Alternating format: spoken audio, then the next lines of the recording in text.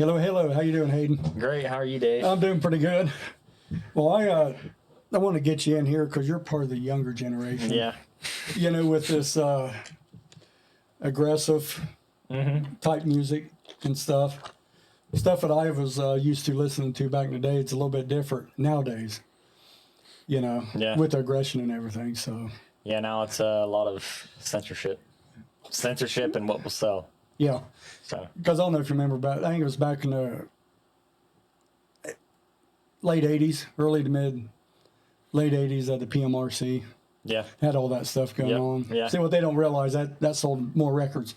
Yeah. You know? Help Twisted Sister's image shit. We just talking about them. SMF. Yeah. Yeah, I want to bring this up real quick. Okay. These here records I have here. Yeah. These here are Steven Wilson remixes. Just the ones I have. These here are pressed on 200 gram vinyl. They're real thick. Yeah. I mean, they sound phenomenal. It's actually like being in the room listening to them record this. Okay. Like I said, I got Jethro Tull Aqua Lung. I mean, you could feel how heavy. It's got some weight to it. That shit'll add up too when you have a couple of them. Yeah. Yeah. And my only other 200 gram I have is a Rush, their first one. Okay. But it was a box set. First time I put that on, man, I was like, holy shit. oh my, dude, this sounds so good. It's so crisp. Yeah. So crisp. But yeah. But yeah. This looks pretty sick. Yeah. I like the old English on it too. That's what makes it. It's a great record. I've listened to it. It's good stuff. I got that one. King Crimson. Night of the King Crimson. Pretty cool cover. Yeah, I've always liked that cover. It's different.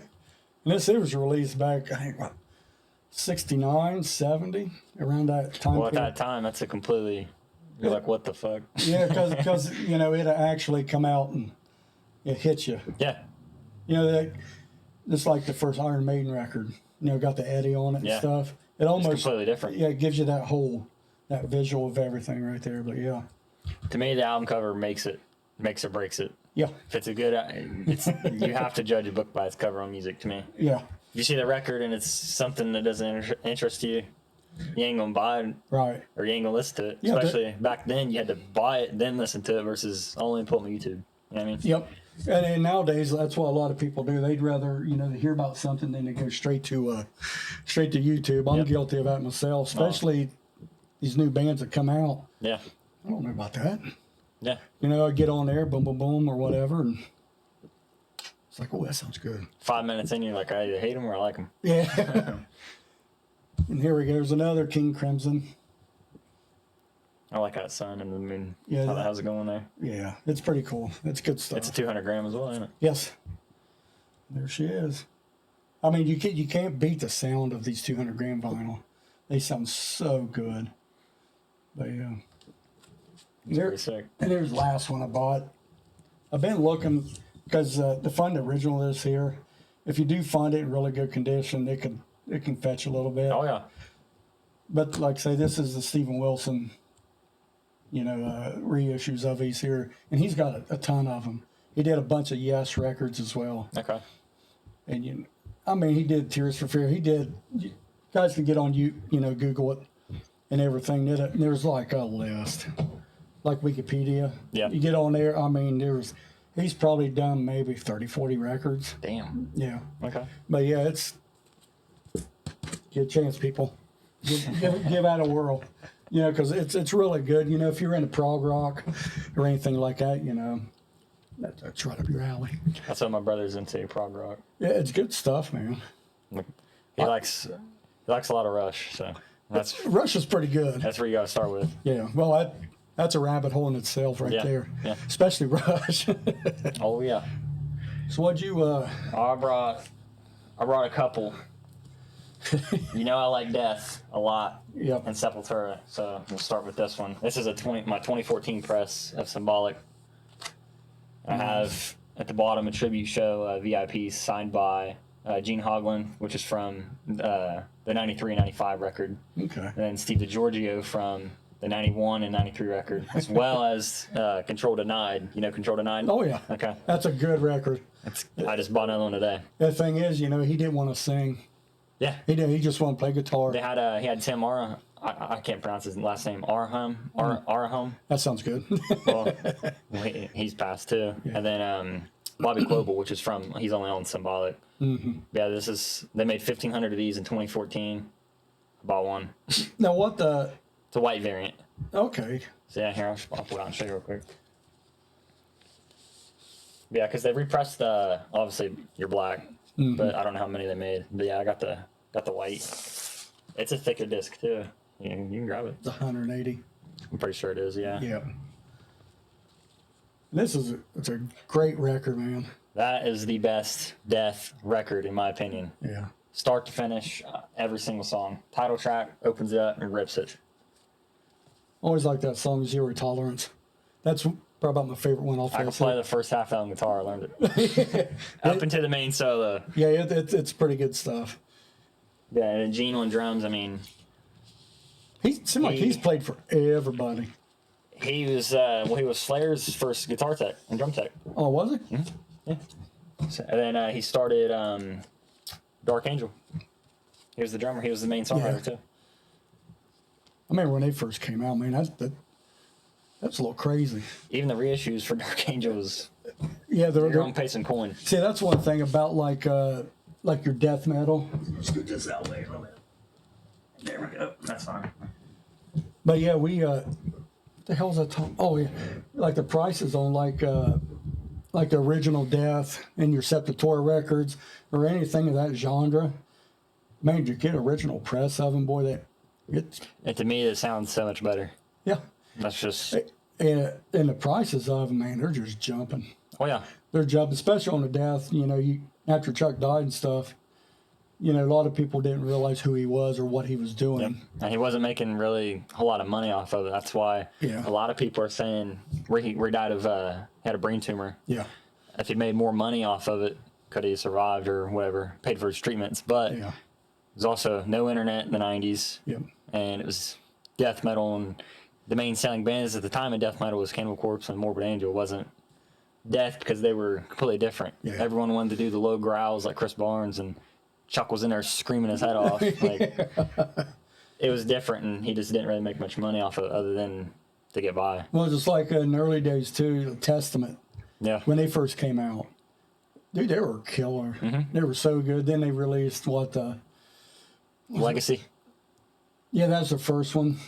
New World Order is my favorite. That's mine, too. That's the first time I had the Legacy, but when I heard that one, it was like, oh, okay, it all came around. Yeah. To me, that was their pinnacle. Okay. The pinnacle record. It's the same way for with Anthrax, Among the Living. Yep. You had them records. Like as I was growing up listening to this stuff, when you got that cassette, man, you put it like, oh. And and you'll wear the shit out of it. Oh, and then some, It was pretty crazy back then, but yeah. I mean, but if I would have thought about it, instead of buying cassettes, man, I wish I would have been buying records. Yeah. Especially when they first came out, like Testament, Death. Yeah. When that shit first hit.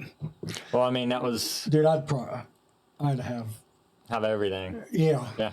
If I wouldn't have, like, okay, I don't need that. Well, it's kind of the thing, though, like, you bought that shit back then and people didn't know it'd be worth money now versus... Yeah. Like, you buy a vinyl today of some new artist. Yeah. Probably won't really be nothing in the future. Yeah. I mean, but it's like I could resell that Symbolic for a couple $100 and I paid for it in 5-6 years. Unless, now as soon as they reissue that record, because Roadrunner has the rights. Yeah. That value of that would just go straight down. Yeah. Because I have the new one. People bootleg that this year on like a red disc.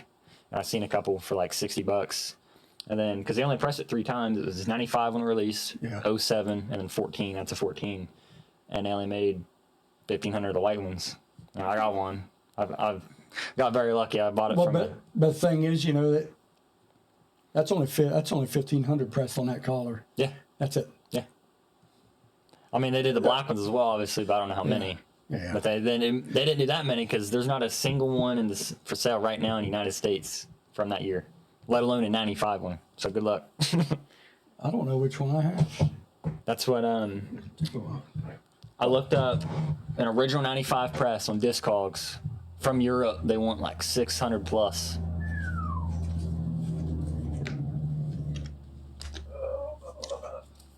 That may be the one I do not have. Symbolic? Yeah. It's a hard record to find. That's why as soon as I seen it, I bought it. I bought it from a record store in New York. As soon as I seen them, I called them. I don't think they really knew what they had. Yeah. Because, I mean, people jump on that train right now as soon as you post on anywhere. That's one I don't have. Yeah. I listen to that maybe 5 times tops. I'm trying not to I want to keep it pristine. Yeah. But dude, you got to listen to it on that. Which I don't blame you. You know, I don't blame you at all. I pulled some out here too. This is a group called Hawaii. I don't know if you're familiar with them. Marty Friedman's first band. Really? Yeah. Okay. Yep. This is like a 4-song demo. Okay. Yeah, 4-song. Yep. There he is right up front. Yep. Right there. Some a little bit different, you know. It's still heavy. It's like a heavy metal type record. But yeah, it's not bad. Hawaii. I like Marty Friedman, but I've never heard of Hawaii. Yep. There you go. Pretty cool cover. Loud, wild, and heavy. Yep. Oh, yeah. Exactly. Yeah. It's exactly what they are. And that dude, He's a shredder, man. I'd say best Megadeth guitarist Yes. over Chris Paul. Chris Paul's pretty good. He's good though. Yeah, he's pretty good. But Marty Friedman, his jazz background, you can't beat it. It's weird how he plays. I know he holds it real like you see, can't it's like, even- but man, he's so fluent. So fluent. and he's accurate. Extremely accurate. Yeah, like Extremely accurate. rest in peace. I seen where a store in Cincinnati sold one for $325. I don't think it didn't have the wrap on it, the shrink wrap. But yeah, $325 original press. I was like, damn.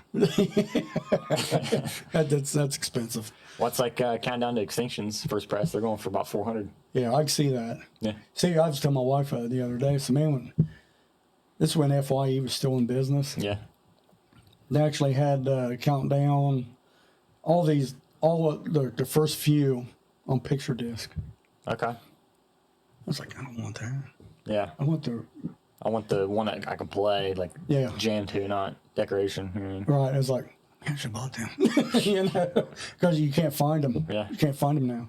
Or if you do find them, Anything from pretty much 90s Megadeth, I'd say some early 2000s on vinyl, good luck finding. yeah, And if you do find, you're going to pay some money. yeah, they're expensive. Yeah. Because they reissued, Killing Is My Business, Yeah, because Peace Sells, all them many times. So good luck. yeah, they're pretty good. I actually they're his first presses right here. Oh, really? Yeah, I'll show you. I know you have So Far So Good So What. Yeah, original. Original, yeah. With an autographed Mustaine picture. I know, I see it all the time. I was pretty jealous. Don't be jealous, man. I fell into that one because the guy in Chillicothe, he had it. Actually, the dude who runs Apollo Records, Yeah. he had it. Okay. He goes, "Hey man, I got this." All right. Sold. Yep, sold. Yeah, I'd have bought it too, I ain't gonna lie. But yeah, then I got the original picture.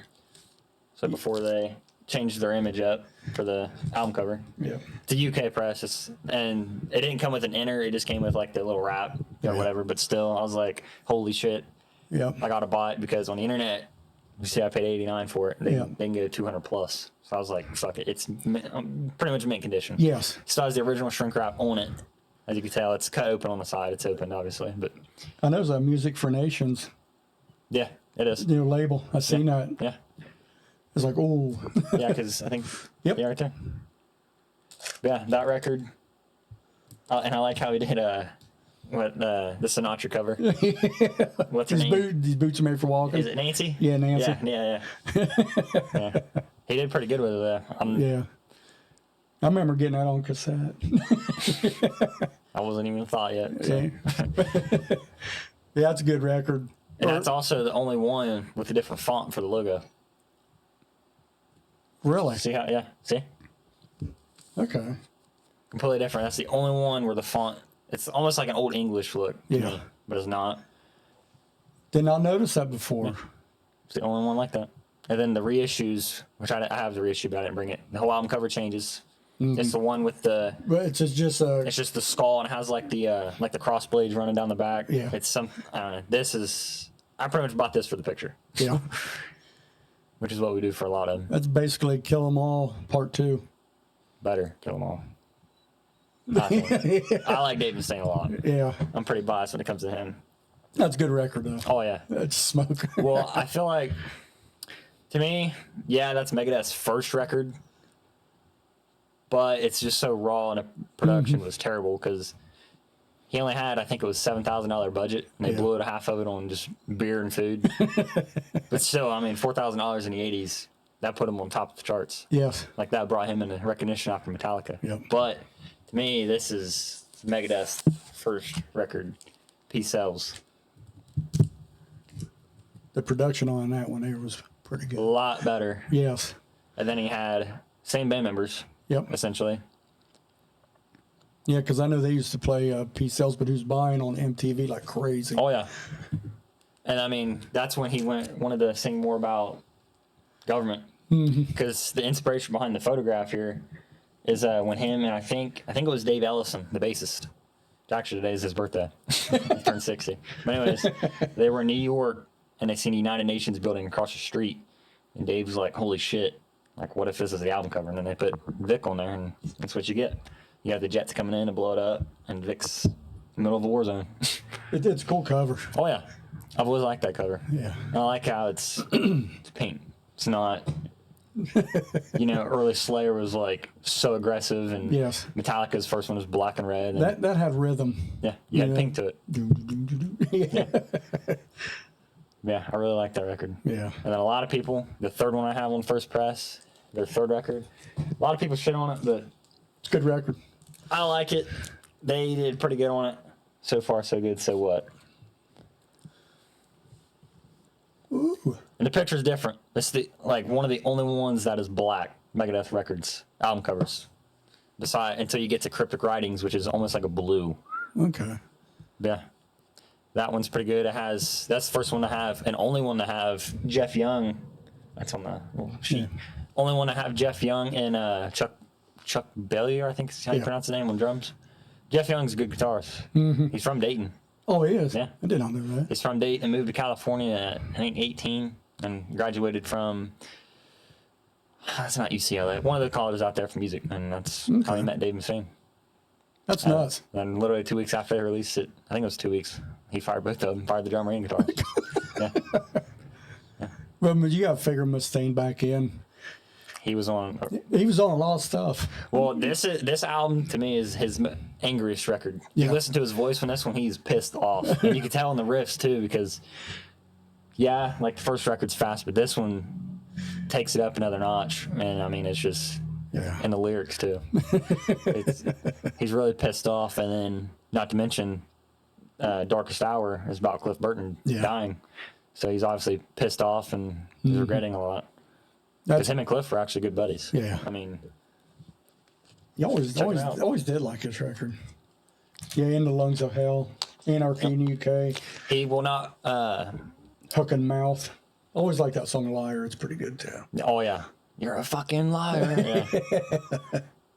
That's about pretty sure it's about one of his girlfriends. Same with Wake Up Dead on Peace Sells. Yeah. That's about one of his girlfriends. Yeah, that's a good one, man. Yeah, that's what me and my dad seen Kings of Thrash in July with Jeff Young and Dave Ellison, and they kicked ass. They're in Europe right now. Oh, are they? Yeah, they're touring. I think they just did like Bulgaria or some shit. Eastern European. Yeah, they did pretty good. It's pretty good. Here's one I don't know if you've heard of. Halloween. I know Halloween, but I don't really know their music. Yeah. I know they're German. That's about it. They're pretty good. I know. Was it more power metal? Yeah, it's along that. Yeah. That's before Man of War decided to Yeah. take that. Which Man of War, a lot of that stuff's a little slapsticky to me. Yeah. Because through the whole 80s they were doing this, you guys are posers, false metal. Yeah. And I was like, shut up. It's like, stop it with that. I understand what you're doing. Yeah. You're trying to profit. Yeah, you're trying to profit off of saying, you sound cool saying that.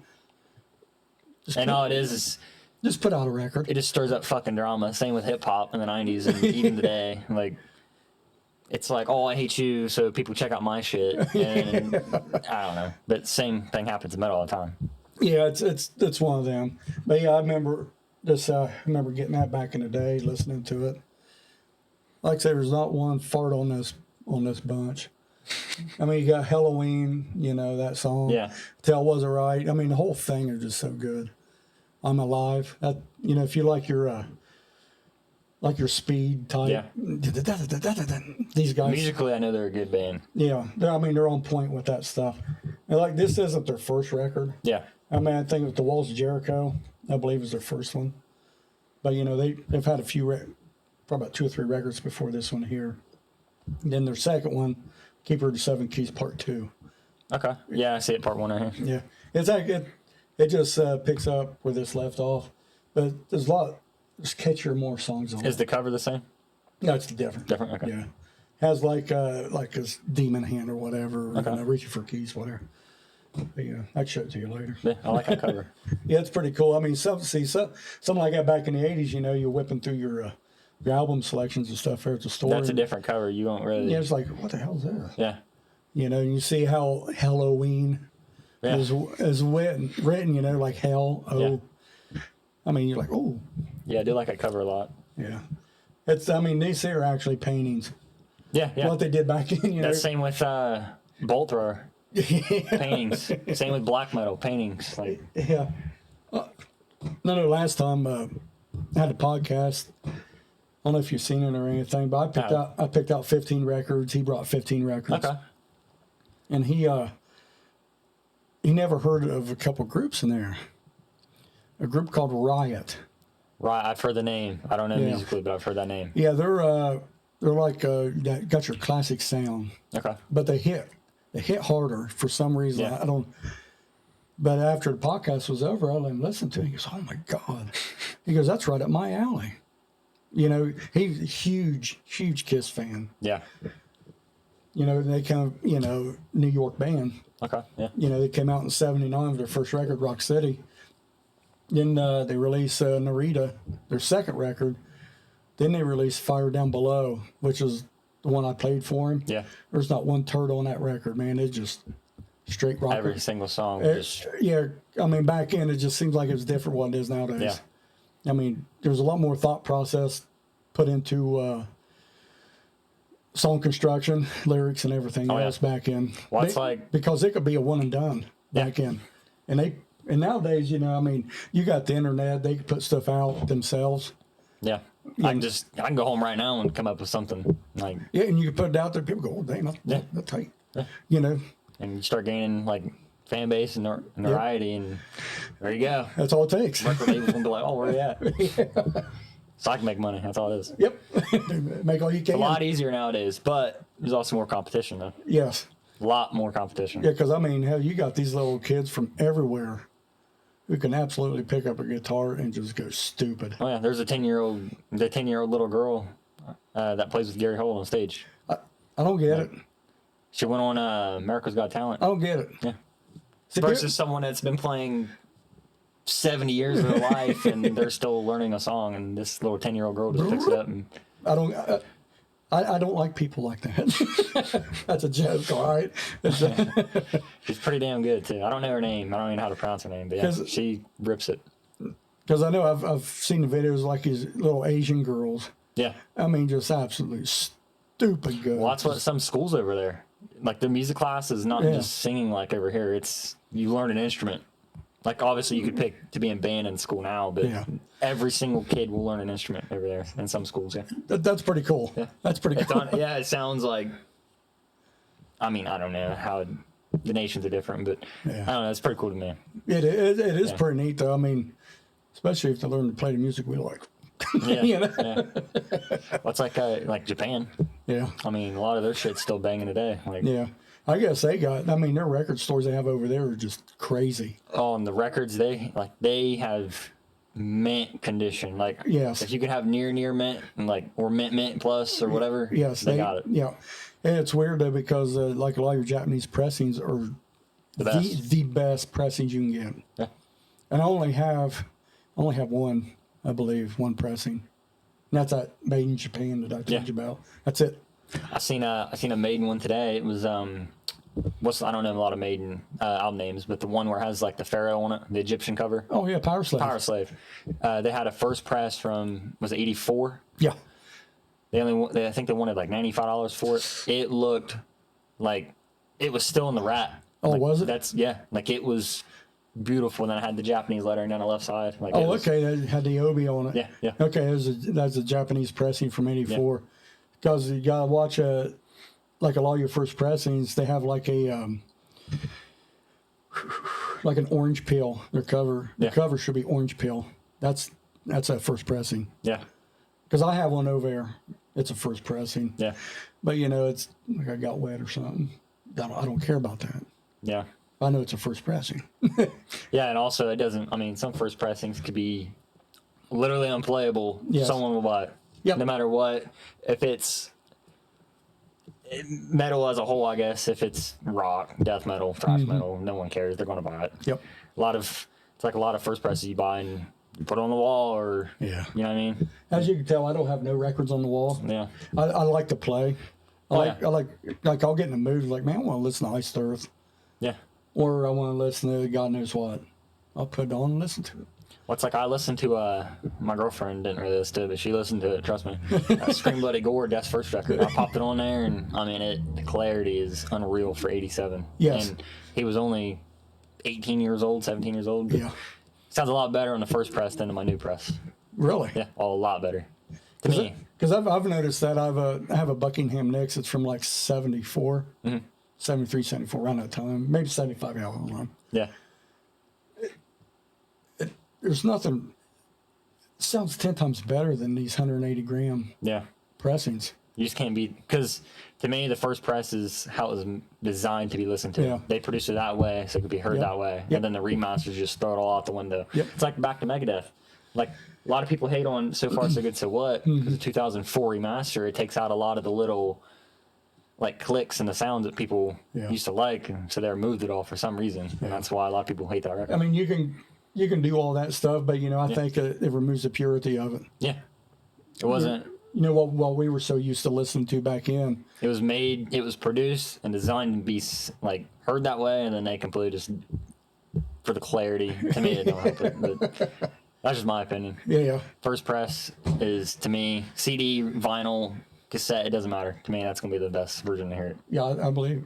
Yeah. I'm right there. You also with got to think too, like you got a first press from 75, or we'll go 79, the wall, versus a 2024 3 reissue. Yeah. I want the original. You got to think, back in 79, when you first pop that thing in, you've never heard it, and you're like, holy shit. Yeah. Versus now, obviously, you've heard it a bunch, but the first person, or a person that hasn't never heard the wall, here's the reissue. Compared to the old, I think they're going to go the old every time. I believe so, too. Any record, not just the wall, like, I mean, anything, any genre. I don't care. It's like the other day, I was listening to Whitesnake. Yeah. It sounds so good. Yeah. They're the original. I mean, I have slided in the original. I also have the 2024 repressing Okay. of it. I didn't want to listen to the repressing. Yeah, see, same way. But I hear it, needle running through the grooves and stuff. You hear it popping and cracking. I mean, that's something, you get used to. Well, and also that shows like the rawness, I guess, of it too. Yeah. Like, or like when you drop the needle, you just hear the boom boom. Versus the new ones, it just goes straight to the music. Yeah. I like the boom boom, and it spins real quiet for like 2 or 3 spins, then it starts up. Yeah. Yeah. I like that shit. Yeah. That's how I prefer. I'm right there with you. I can't disagree. I mean, like I say, I got a bunch of old shit here. Oh yeah, I know you do. What else you got here? I brought some Sepultura to change it up. So first, I'll show you the one I got autographed. It's a new press. It's nothing like fancy. I actually have that record. I actually got it not too long ago. Okay. That's still one of my favorite records. That's probably my favorite record of all time. Not just that genre as a whole, but probably of all time. That's just me. But that's this is Keister's autograph, the guitarist, original guitarist. Then that's Paulo's autograph, the bassist. Yep. I refuse to get the other 2 autographs from the other 2 members because They weren't on the record, which they understood. Like, I wasn't being a prick about it. And then I didn't bring it today, but I have the 2019 release Quadra Sepultura signed by all 4 members. So Is that a good record? it's not bad. I just prefer. I'm Max Cavalier all through and through. Yeah, I got Over you. Derek Green. I like Derek Green. Really nice dude. Yeah. I looked up to him when I seen him. I was like that. That boy's a tank, ain't he? Oh, he's from Cleveland. Oh, is he? Yeah, he's not from Brazil. He just has. I'm pretty sure he is South America, but no, he's from Cleveland. Yeah. I was telling your dad, I was going to hit you with something. Oh, gosh. Oh, no, it's not bad. And he kept telling me, he goes, yeah, you're going to have to study. I'm like, no, you ain't got to study. You know, we're just BSing, you know. Oh yeah. That's what this is all. Oh, there it is. Yeah, I seen this the other day. It's like, you know what really inspired Sepultura to really get it moving? You know, with their recording career? Motorhead song, Or Grassmastron. No? Dancing on Your Grave from 1984. That's the song. That's the song that really pushed them Okay. to get it moving. But yeah, Igor Skull Crusher. You Yeah. probably Max Antichrist. Yep. I knew that one. That's on Then- the first one. Yeah, Wagner. Okay. Was it Le Manure or whatever the hell? But yeah, their biggest influences, like say, of Motorhead and Venom and Slayer, was those 3 bands that really, I know they liked Motorhead. yeah. Because Well, on that record, and Sabbath too. Because on 93 Chaos AD they redid what's that one? Something in the Universe. Symptom of the Universe. yeah. They covered that, and I think they did a damn good job. Yeah. Yeah, this is my first press. It's an EU press of Arise. It's Ooh. very, very flimsy. For 91, it plays phenomenal. You can Nice. see it has the ring. Yep. See, I don't mind that. I don't either. You know, the ring wear. To me, that shows that it's original. Yeah. I don't know. That's a crazy. Almost has like a H.G. Geiger type cover Yeah. to it. You know what they did with like a lot of your Celtic Frost records. Yeah. I was You know, talking about that band to the like, guy down there. Into Megatheron. That's an H.G. Geiger Yeah. cover. I don't know. His is dark, but you know it almost has almost that type same. I know Chaos AD has that type, Yeah. but it's in color. But HG did most of his, I think, in just black shades yeah. and like charcoal type stuff. So Yeah. the cover always reminded me of like a crab, Yeah, like a spider. Yeah. And actually, it took me the longest time to notice this right here. The little guy with like the Stonehenge. Oh, okay. Yeah. I never noticed that for the longest time. I was like, oh my gosh. So that's where like a lot of these bands, you thrash metal, death metal, and black metal bands, they throw like little things in there. Oh yeah. You got to look. Well, it almost makes you look at it the first time it came out because it's playing in the background. And you're just sitting there like looking at it. You know what I mean? You're studying it instead of reading the lyrics. Yeah, that record kicks a lot of ass. Yeah. Yeah, they didn't put Orgasmatron on that one. It was just on the reissues, wasn't it? On the reissue ones, yeah. So this one does not have it now. And that's a hell of a cover. Oh yeah, that one. And actually, Criminals in Uniform, CIU. It's not a Motorhead cover. It's something they wrote. It's not on the original. It's on reissues only. Oh, It's really? actually, I take that back. It's not even on the reissues. They can't reissue it because it's talking about cops and uniform, criminals in uniform. It's an anti-cop song. Yeah. Ballet Cop Killer. Yeah, yeah. From Ice-T. Body Count. Body Count, yeah. Yeah. I don't know how I can remember my name. It was weird because when that first came out, man, it blew up. You know, people were like, oh, you could be doing that. I found it on vinyl. This is 2 months ago. I think it was bootleg though. It was about $30 in Cincinnati. I didn't buy. I should have. And it had Cop Killer on it. Yep. So that's one thing. I'm leery about buying bootlegs, especially when they want to put $50-$60 on a record. Oh hell no. I was like, it's not first pressing, pal. Yeah. I can't do it because the covers pretty much stand out and say, I am a bootleg. Yeah. Because they're just, They have to almost. Yeah, because the pictures are just like not in focus. Yeah. You know, when they print them off and stuff, it's like you guys can do better than this if you want to sell it for Yeah. what it is. Or it's just like a picture of the band members. Yeah.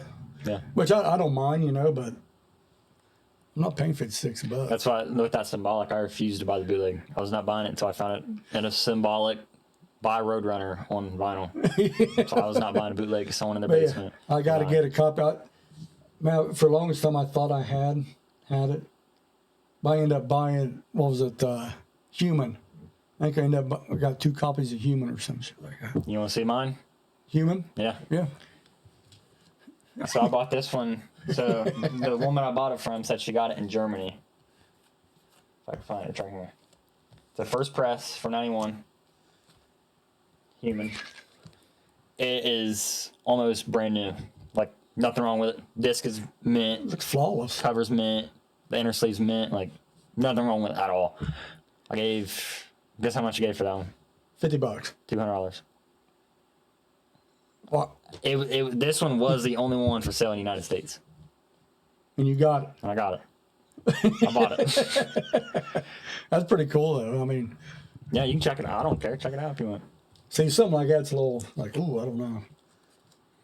RC. Now, that one does not have the Kiss cover God of Thunder on it. The reissues do. Oh, they do? Yep. So the one you got, pull down. I guarantee you got it on there. I've never paid no attention. Guarantee you got it on there. I'm sorry, it's the individual thought patterns. Yeah, it's got, Right got there. it. God of Thunder, right there. Look Bonus at track. Look at you. Yeah.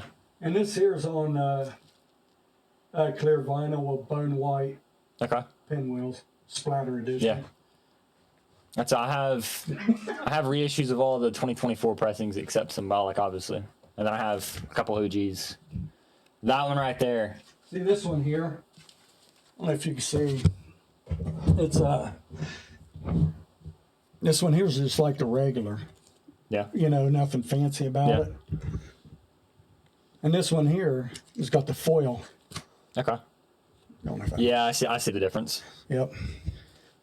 But yeah, I don't know if that means much, you know.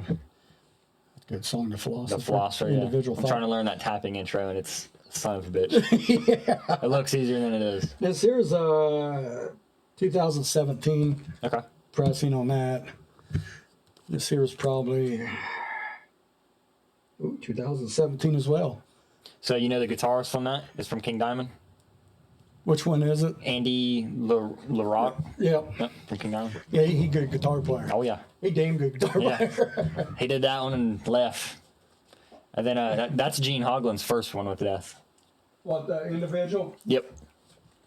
I mean, that one there, Perseverance, still one of my favorites. The drumming on that you can't beat. Richard Christie is, Criminally underrated. yeah. Drummer. And now he does Howard Stern show. Yeah. Yeah, he's been on there for a while. Yeah, a lot of people are saying on the Human right here, where like it's a lot of like pixelation. Yes. Like you could see it, but on mine it doesn't have it, so I was pretty happy. It's pretty clear. It's weird because as the years went on, each Death record, they removed. The spider web. Yeah, one thing here, one thing there. They'd remove that out of there. Right there. Yep. The blood. They got rid of it because Chuck's like lyrics was going away from the typical stereotypical death metal, like Yeah. zombies. It's like this one right here is just all. This one right here. All right. Change subject real quick. Oh no, you're. What's the first death metal record in your opinion? This or Possessed?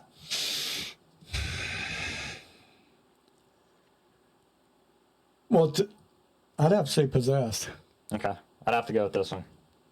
I feel like Possessed is a little bit more thrashy. Yes. It does have death metal elements, don't get me wrong. Yes. Not dissing Possessed. I like the record. It's But good record. 7 Churches.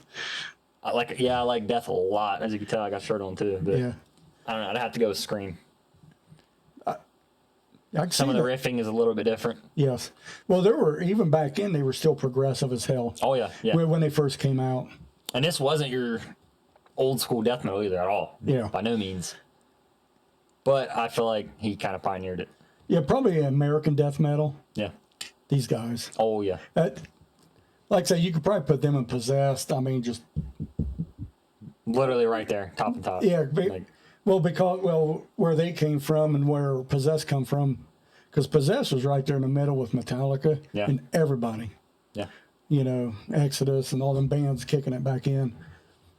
And these guys here, I think they just flew underneath the table and then they released this.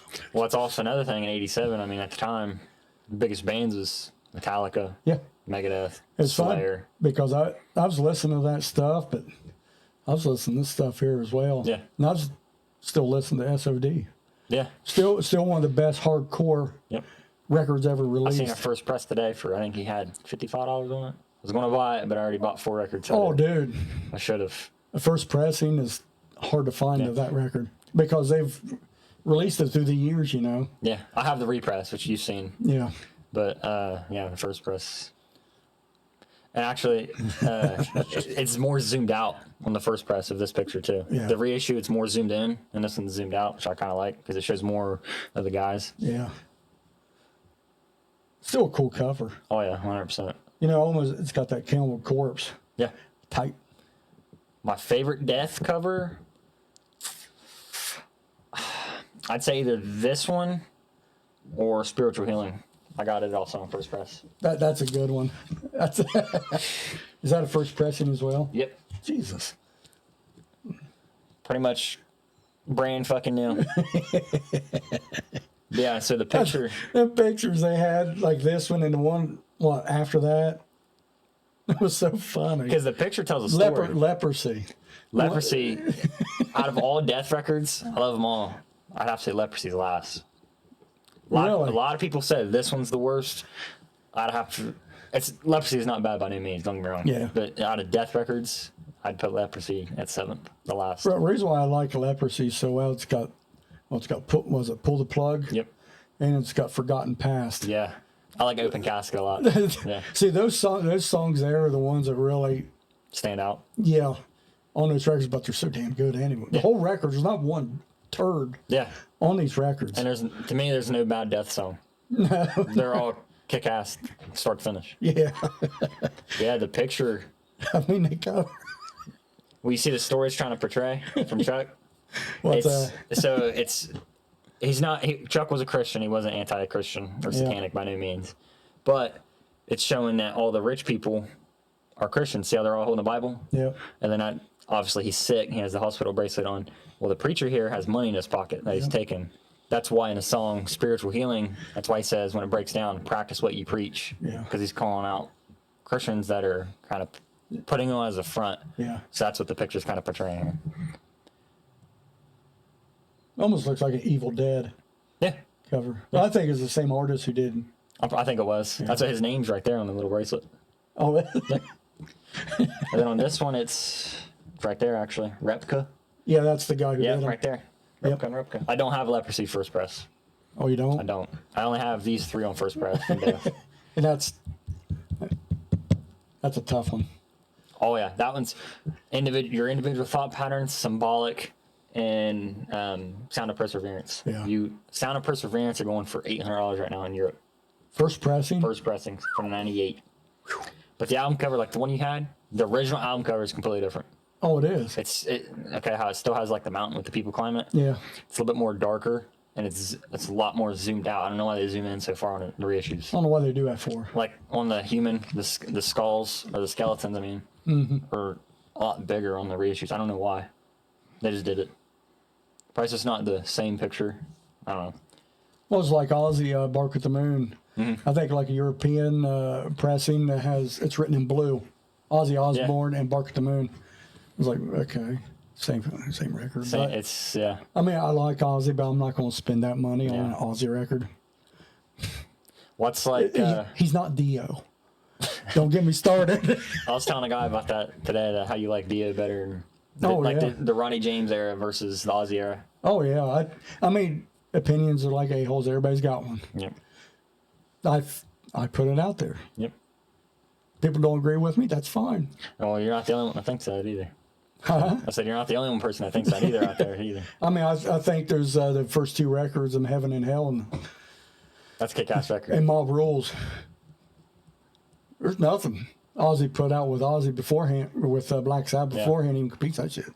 Yeah, it's a lot. And I'll say it till the end, bud. Yeah. I mean, it just Sabbath got pigeonholed, I think, with Ozzy. Yeah, I feel like he got too complacent.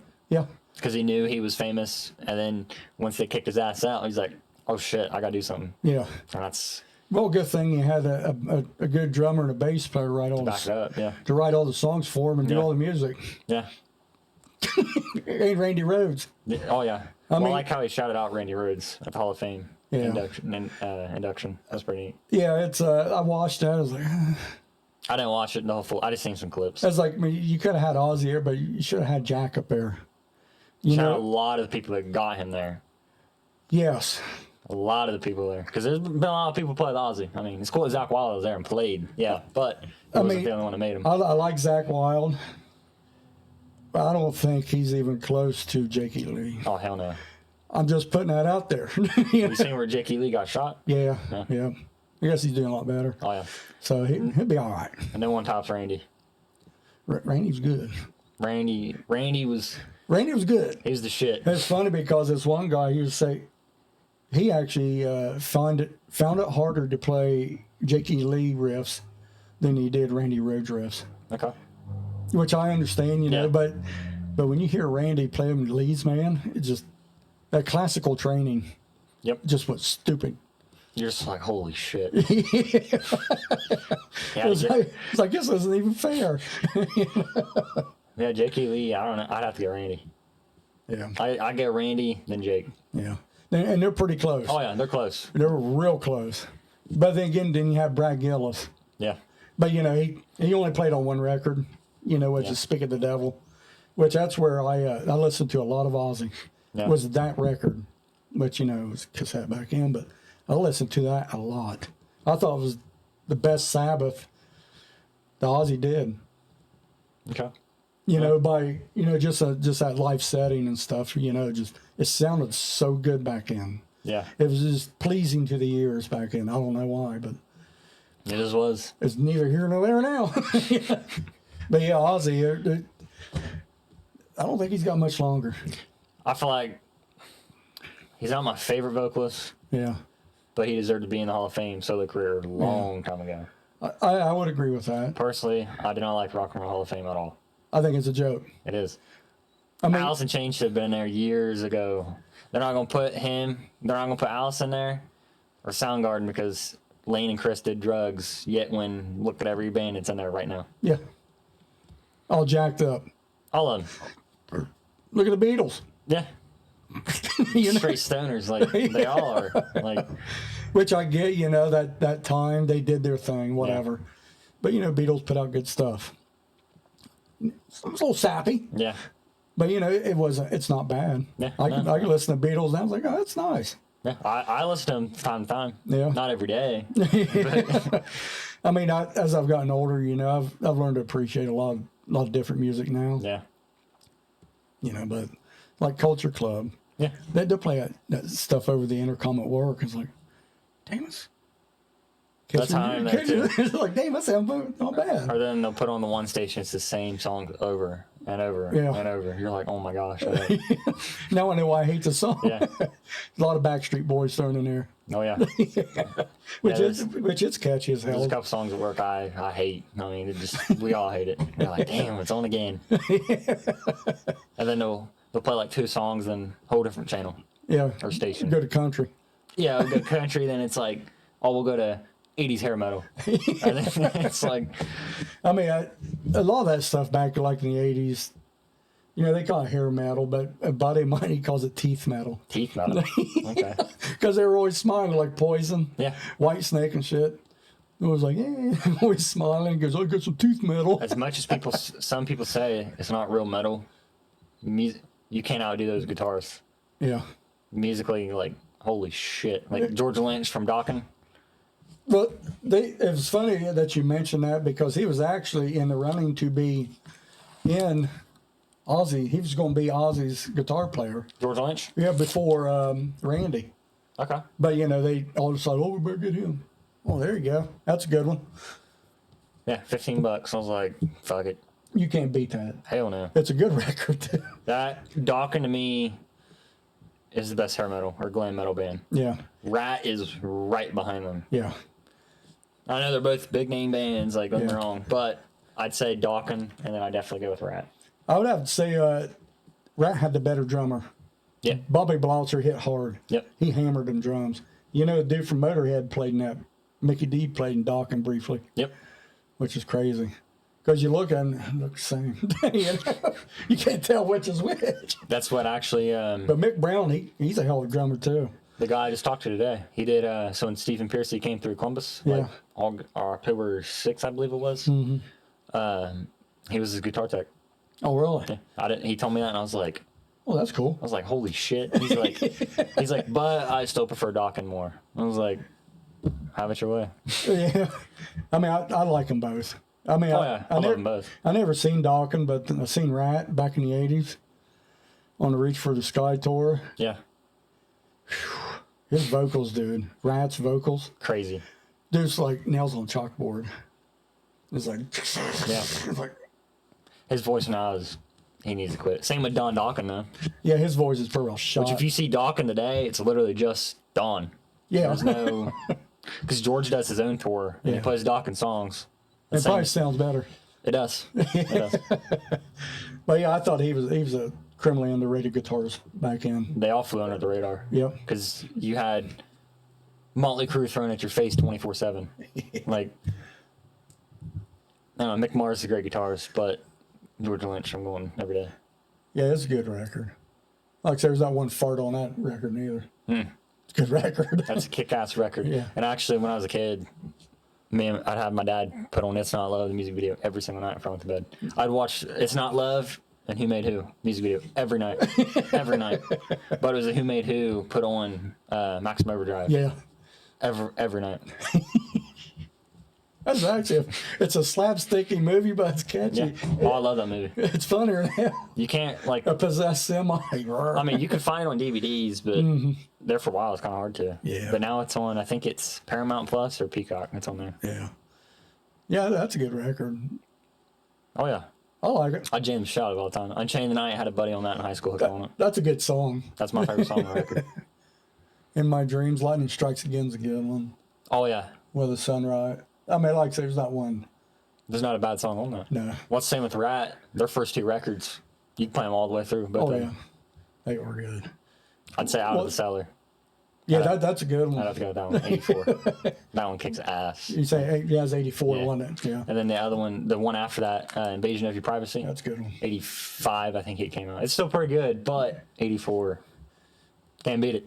But I like that one, but I thought their EP was the best thing they ever put out. Okay. I mean, it's got like 6 songs on Yeah. it. Not one. It's really good. I know it's They were fun. good musically. It's fun because my buddy, he went to California. He came back and goes, Dave, you got to hear this. It's Rat's EP. We listened to it. Holy shit, what's this? You know, I was like, man, that's good stuff. Yeah. You know, and then probably like a month later, that EP hit here in Ohio. Yeah. That's when I bought it on cassette and stuff. Listened to the hell out of that thing. You still got it? I don't. Yeah, I believe I got a copy of it over in my cassettes. Okay. But I got 2 vinyl, Oh, yeah. and it's on the Time Coast silver label, first pressing. That's what, Out of the Cellar, it was, just had its 40th birthday. Yeah, see where they reissued it with a 7-inch. They reissued it, and then instead of like the yellow, like this color background, it's like a blue. I thought it looks pretty cool. It's like inverted or whatever the hell you call it, I guess. It still looks pretty cool. Because the girl crawling around on that Yeah. cover is the same girl that had the rats walking up her leg Yeah. on their EP. Yep. Tawny Katane. Yeah, was it the same chick on Invasion of Your Privacy also? No, I think that's a different Different? chick. Okay. I think I pretty much run through her at that point. They said, yeah, we're done with you. And then, then Whitesnake got a hold of her. Yeah. I do like Whitesnake, though. Yeah, that's pretty good. A lot of people have negative thoughts about them, but I like them. I like the earlier stuff better than I did the 87. Of course, on the 87 Whitesnake record, they took 2 old songs. Of course, that was John Sykes doing that. Yeah. Took them 2 songs and they redid them. I think John Sykes was probably the best thing that ever happened to Whitesnake. Yeah. At that point in time. Some bands, when they, some bands when they replace a member, it's make or break. Yep. To me, it's like Alice in Chains, for example. Yeah. Lane died. William Duvall, I like him. Yeah. Obviously, you're not going to match Lane Staley. Voice, musically, lyrically, you're not going to match it, but he did a good job. That's same back to Sepultura. When Max left, then they had Derek. Derek's a great metal vocalist. Duke could scream, but You're doing Sepultura stuff. It's Max. The way it was sculpted is it's Max and Igor's band. It's not Derek Green's band. I like Derek Green. Yeah. But same with like Pink Floyd. I was talking about this earlier with the guy. Mm-hmm. Like David Gilmour's best thing Pink Floyd. Like, yeah, when they picked him up as best thing that ever happened to him. Best thing, yeah. Yep. I mean, Sid Barrett music, like, yeah, they're making money off of it, but Pink Floyd, they went global. Dark Side of the Moon, 73. I mean, that blew. I put them on the map. Yep. And Wish You Were Here. Yeah. And Metal. Them 3 records right there is ones that really. Pink Floyd from Dark Side of the Moon to probably from 73 to 79. Mm-hmm. Untouchable. Yep. Because then after the wall, they had the final cut or whatever. Yeah. And that was more Roger Waters shit, and it just kind of just. Roger Waters is a little bit full of himself, but that's for another discussion. Crybaby. A little bit. Yeah, he is. Yeah. Good bassist, good music writer, but like, come on, man. Shut up. Well, him and they always argue politics, and it's like pick my side, pick this side, but it's like, all no. for money. It's all it is. Yeah. It's all about getting out there and see who you can piss off that way. Which I can care less about. Yeah, it's just to see who makes more money. Here's some What you on got? the Gods.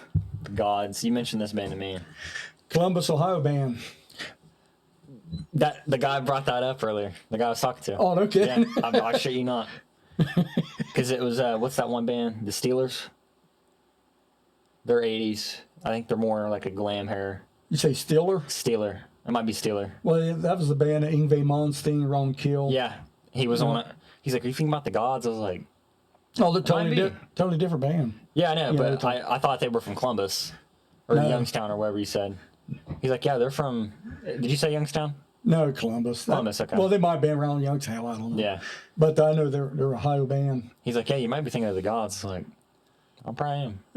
Yeah, now that you mention it. But go ahead. But yeah, this is from This is from the 70s. Let me see here. From 1978. Same. Damn, that's the year my dad was born. But yeah, what song is that? You gotta keep it running and go away. I mean, like I said, there's not one turtle in that one. Yeah. It's pretty good stuff. I mean, I think they were on the same label as Kiss. Okay. So How many songs on there? 1, 2, 3, 4, 5, 6, 7. Okay. yeah, Candy's Going Bad is pretty good. I mean, like I say, it's maybe something a little bit different. You may not be, a lot of younger kids, Yeah, I like how they had the Explorer in there. Just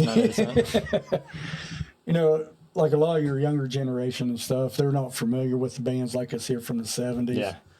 But QFM 96 used to play these guys like they had like the 1 p.m. request hour or whatever. Yeah. They played Gods right out of the box. Okay. That's how it was. Now, I don't know if they do it. I haven't listened to regular radio in years. I haven't either. But yeah, it's a pretty good record. Hell yeah, I'll check that out. But yeah, It's just a self-title? yeah. Okay. Because before you used to see this all the time, this record everywhere. Mm-hmm. I go to record stores and stuff. I really don't see it a lot. But the Gods are rock and roll machines. Yeah. Yeah, this is on. Oh, there you go. Original inlay. But yeah, it was go away.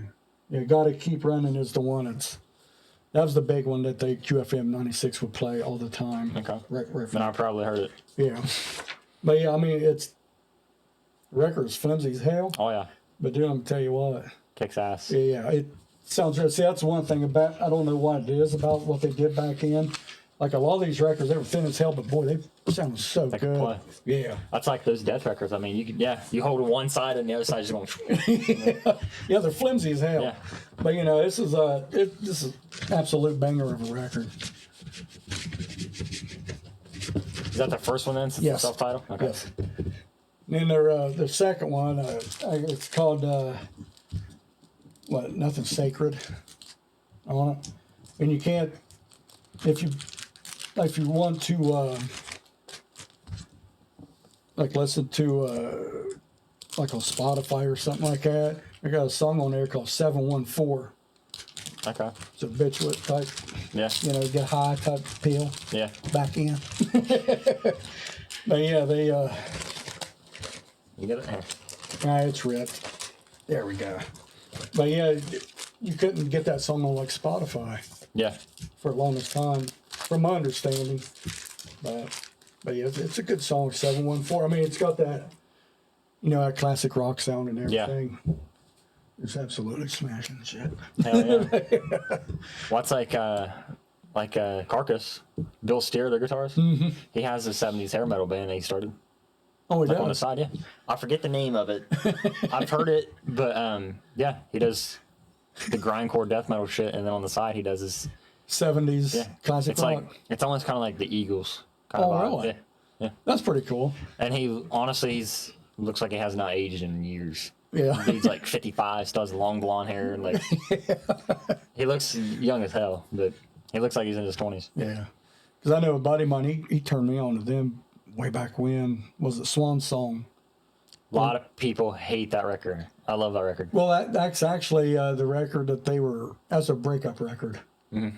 They were breaking up at that time, so neither here nor there. So that's what me and a buddy went to see Carcass in early October, in Cincinnati. Was that the Torn Arteries tour? No, it was a Hatebreed's tour. Hatebreed's 30th anniversary. Okay. They kicked ass. Carcass did pretty damn good. Yeah. You're a death metal band. Yeah. Figuratively. Yeah. But unless you listen to Swan Song. Yeah, I like that record though. A lot of people hate it. I like it. Yeah. I always liked it. Yeah. It's different. And the covers, I didn't bring it, but my favorite Carcass record is the Necroticism. The one where they're all on the table and the doctor's like this with a hatchet or whatever. That's my favorite one. It took me forever to find that. Even though I owned the reissue, it took me forever. I found it in Columbus. Paid $41 for it. Where'd you get that at? Used Kids. Okay. I think I've only been to Used Kids once. Weird name, but good store. Yeah. Same with the one down the street, Magnolia Thunder Pussy. Dude, if you're looking for metal, that's one of the best places around. They have, and t-shirts too. They have them all around the wall. Like, they have the Mayhem shirts. Yeah. Your Dissection shirts. Like, it's like, you know Dissection, don't you? Yeah. Okay, so Where the Dead Angels Lie. Yeah. That record, the original pressing on Discogs right now is two of them. One's $1,500 and the other one's $2,000 from '95. See that's Or it's Storm of the Lights band, my bad. Not We're Dead Angels. See, that's the difference between a lot of music nowadays and music back in. There's a group of people who want that shit. Oh yeah. And they're willing to pay anything to get the original first pressing. It's not mainstream either. That's it's not even close to mainstream. Hell no. It's like, it's cult based. Yeah. Very cult based. Well, it's like Incantation. Yeah. They're pretty good. I like them. Like I say, there was a buddy over I know him, but I don't know him. He's here in Ohio. Okay. Luke Shrively. He's a guitarist for him. Lives in Laurelville. Okay. Yeah. Hell yeah. And him and his brother have a band called Dismemberment. Dismember. Okay. Yeah, Laurelville, they're pretty tight. They're pretty good. I know Dismember. You do too. Yeah. You had the Slipknot. Yeah. It's they're Dismemberment. Yep. They're pretty good. They're pretty good. You know, if you like that type of music, you know, but you hear a lot of thrash into it. You know, but it's kind of like mixing. Yeah, they throw it all in there. That's good. You know, about like Cattle Decapitation. Yeah, I know that band. It's like how can you guys throw country, bluegrass, speed metal, death metal, black metal, and thrash, one record. Yeah, and one. And it sells. And one song. And it sells. Yeah. Like, even under that name too, it sells. Like there's, I don't know, or what's that one? Goat Penis or Penis Goat or whatever the hell. Like that, they sell records like they do. Yeah. But I don't know how. I'm not gonna buy it, but I don't know. I prefer the 90s death metal. Oh yeah. It's raw, it's themselves, they're not wearing costumes, you know what I mean? It's chugging. Yeah. It's chugging. And it's the like that's like Cannibal Corpse, back to them. Chris Barnes. Yeah. I like him better than George Fisher. A great vocalist. Great guy too. We see what he does for kids in hospitals. Who's that, George? Yeah. Oh, yeah. He takes some like stuffed animals and shit. Yeah. It's really cool. Like he'll go to like a Toys R Us. I've seen the video, you know, probably everybody. he'll buy a bunch of stuff and he takes it to the hospital, or he goes like he's like a bowling alley. Yeah. And there's machines. Wins them all. Yeah, get stuffed animals. Yep. Then he'll take them, like say he'll give them to kids. Yeah, just donates them. Yep. And He's pretty cool dude. yeah. Big bastard too. Oh yeah, his neck. Dude's got a neck on it. Musically though, or lyrically, I mean, and vocally, Chris Barnes. Oh yeah. Well, his is a lot more guttural. Oh yeah. Yeah, it's real deep. And at 6 feet under too. I like 6 feet under. A lot of people hate 6 feet under. I don't know why. The first record, Haunted. I know you got it. You showed me last time. Dude, that's a good record. That record rips every song. Well, has Alan West on it. Yeah. From Obituary. Yeah. And same with Terry Butler, I'm pretty sure. Yep. From Death and Obituary. Yeah. I actually have Terry Butler's autograph. I thought you did. Yeah. So when I seen him with Obituary last month, yeah. Big dude. Yeah, he's a big. What is with these death metal dudes? They're just big. He's been in like every band too. Yeah. Because we got to think the '90s, they were all friends, right? Yeah. Like that Cancer record I showed you I had on the song "Die Die." It's the last song on the record. John Tardy, Obituary's vocalist, he's on it. Or it's like Napalm Death, obviously. Oh yeah. The song "Unfit Earth" has Glenn Benton from Deicide in the middle of it, and at the end of it, John Tardy sings. And they're all like. Yeah. They intermingle, and then if you go to England with Bolt Thrower, Carl Willits, their singer, shit, he left Bolt Thrower for like 2 years and joined Benediction, released 2 records and went right back to Bolt Thrower. Okay. They're all friends, yeah. They all intermingle, and same with because Cancer is an English band; they're not American death metal. And then you had James Murphy. You know James Murphy? No. So he was I fill in on the lore. So he was on Spiritual Healing as a guitarist. He left them instantly, joins Obituary. He didn't write, but I actually have him on first press. This is one of the hardest death metal records to find. Cause of Death. So this one, James Murphy's on it. That cover's bad as hell. You know what that cover is supposed to be? Uh-uh. That was supposed to be Sepultura's Beneath Their Remains cover. No kidding. Yeah, I got that coming in the mail right now, actually. But anyways, yeah, because it looks like it's under like a ground. Yeah. And then, beneath their remains, and it's all skeletons and shit. Is that like a raven's eye? I think so, yeah. Or crow or some shit like that? But anyways, yeah, James Murphy, he's on this record. It's the only Obituary he's on. But he's credited, but he didn't write them. Alan West wrote the guitar parts. Same with Trevor Perez, which he's still in Obituary today. And then James Murphy later joined, Disincarnate. No. So they're another. You have to check out Disincarnate. It's Stench of Paradise Burning. It's a kick-ass record, dude. I mean, I love the names that they, Yeah. Like a lot of these black metal and death metal bands, their songs and their albums. Yeah. Sometimes it's funny. Yeah, it is. It's funny. It is. But you gotta check out James Murphy. That dude, he's been in a lot of bands. Well, that's what Frank Watkins, he was their bassist on this one. Yeah. He later joined, what's that black metal band? Gorgoroth? Yeah. Gorgoroth? Gorgoroth, yeah. He later joined them. I moved to Norway. Or where they're from, Norway or Sweden, yeah. Yeah. That's nuts. Yeah. And then he's dead now, Frank Watkins is. Yeah. Yeah. It took me forever to find out until I got it. Check it out, yeah. I bought it. It came from California. Has the anti-drug label on the back, on the bottom too, from Roadrunner. The Sepultura one has it. Oh, right here? Yep. Yeah. And then there's actually, back to Celtic Frost, there's a cover on there. Circle of the Tyrants. Yeah, because I know they're big Celtic Frost fans. Oh, yeah. Same with Max from Sepultura. Mm-hmm. Big fans. All right, there. That's good shit there. Yeah, that record. No, that's my favorite Obituary. I got that t-shirt at home. Yeah, they played right for Sepultura that night. Mm-hmm. They kicked ass. Always liked them. Yeah. Because they have that, they were grooved before Pantera. It's a lot, it's slowed down. It's not through the fucking gate like what early Death was. It's a lot more slowed down. They took their time. Yeah. I don't know if it's probably because Tardy can't sing real fast there. No, but he's still, vocally he's a good singer though. Yeah.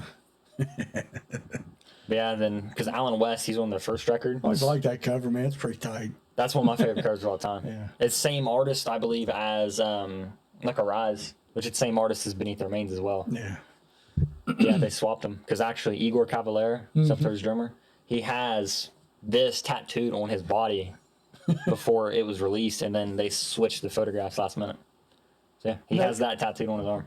No shit. So he big Obituary fan, didn't he? Yeah. Yeah, because this came out in 90. Beneath the Remains came out in 89. Yeah.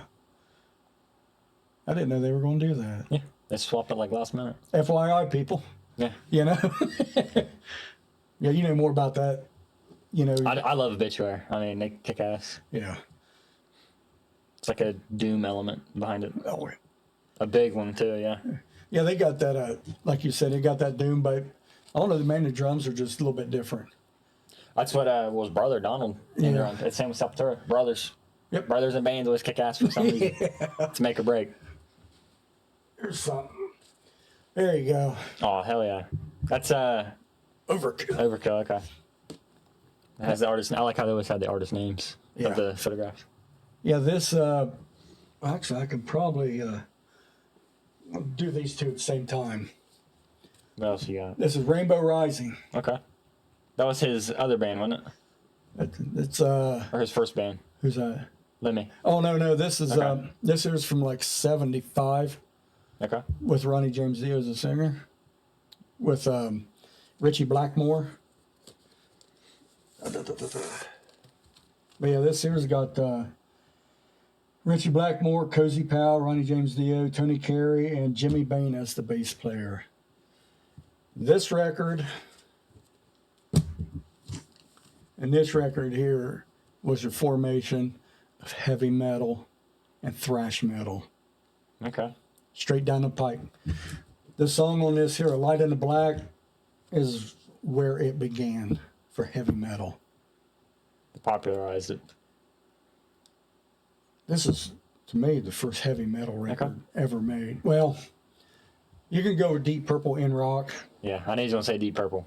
Because I mean, you got the first Sabbath, which it's doomy, but Yeah. it ain't nothing. People are like, oh, it's heavy as fuck.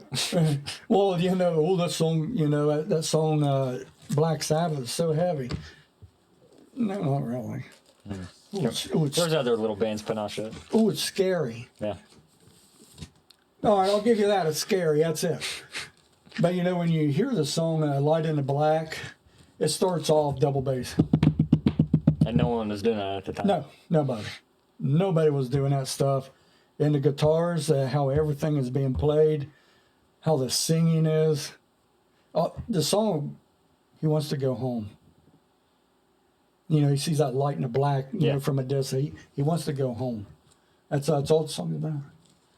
He just wants to go home. Yeah. But I mean, this record here is the one. I think that's where the rubber met the road. And it finally took off from there. Yeah, I think this is where it just exploded big time. This record, and then this Overkill. Motorhead Overkill, the song itself, double bass to the whole song. Yeah, and no one was doing that. I mean, that was as simple as it sounds. Just hook up two fucking pedals side by side. Yeah, he's going. And the thing is, he was just doing that in practice. Yeah. And they come and go, "Hey, play it again." Then anybody who's ever heard of Motorhead, you've heard the song Overkill probably 1,000 times. Oh, yeah. That's where it started. That and that Rainbow record, man, it just absolutely killed it. Well, Lemmy's bass, the tone. He was a lead guitarist with a bass guitar. Yeah. Plug straight into a Marshall. Yeah. Turn the buttons all the way to 10. That was it. He was a lead guitarist in Motorhead. Yeah. I would agree on that one. But he just had a bass. Yeah. And he played it fast and hard and everything. Oh, yeah. But yeah, those two records. This one, of course, this here came out a couple of years later after Rainbow record. But you listen to that Rainbow record now, you go, okay, I see where everybody ripped this son of a bitch off, Yeah. But, Deep Purple had to play in rock that song Speed King. Yeah. Dude, that was 1970. And a 70 at that time, you gotta think of what that sounded like. People had heard that shit for the first time. Like not necessarily that song, but that genre. Mm-hmm. I mean, I understand, there's different ways to be heavy. But I don't know, man. The Sabbath stuff was heavy. Yeah. But it wasn't Deep Purple heavy. Not even close. No. Not even close. But, I mean, Sabbath, eventually they end up releasing heavy stuff. Yeah. 1980. Medea. Yep. I think that's where they really hit it. You had his voice and you had Iommi's, his riffs. Exploding. Yeah, I couldn't imagine when that Heaven and Hell record was first released, going to the store and seeing that cover. What the fuck? I like the cover a lot too. It's like, what the hell's these three angels on here smoking? Playing cards and shit. Well, yeah, it was different. I mean, yeah, that's how Slayer became. Yeah, what they are. Yep. Like, it was different. Yeah, I mean, Slayer, they were playing punk rock. And it's like, oh, this band over here is playing. Yeah, because you have Metallica, Megadeth, and then you seen, oh shit, there's a demon on the front with the pentagram. Like, what the hell? Like, yeah. But you look at that cover and go, all right, I'll give it a chance. Yeah. Then the first song you hear is Neon Nights. Yep. Side one. To me, that's probably the best metal song ever written. Okay. I mean, you just got that right from the gate. Yeah. Then you hear his vocals. It just adds on to it. Oh my God, yeah. I mean, it's so damn good. There's not one bad song on their first two records with Dio. Yeah. Yeah, Mob Rules is stupid good. You play them right back to back, no problem. No problem. And there's very few bands that are like that too. They don't put out a bad song. Yep. It's like, the Rainbow records with Dio, they're all good. Yeah. They're all good. Yeah. And you have big name bands like Metallica's example. Yeah. Everyone fucking knows Metallica. Yeah. Great songs, but not every record. Anything post 86 to me, I don't listen to Metallica wise. I don't. I like the first three and that's it. Yeah. My favorite's Ride of Lightning. Yeah. But or like the Lulu fucking album. You know what I'm talking about? Yeah, well, yeah. Yeah.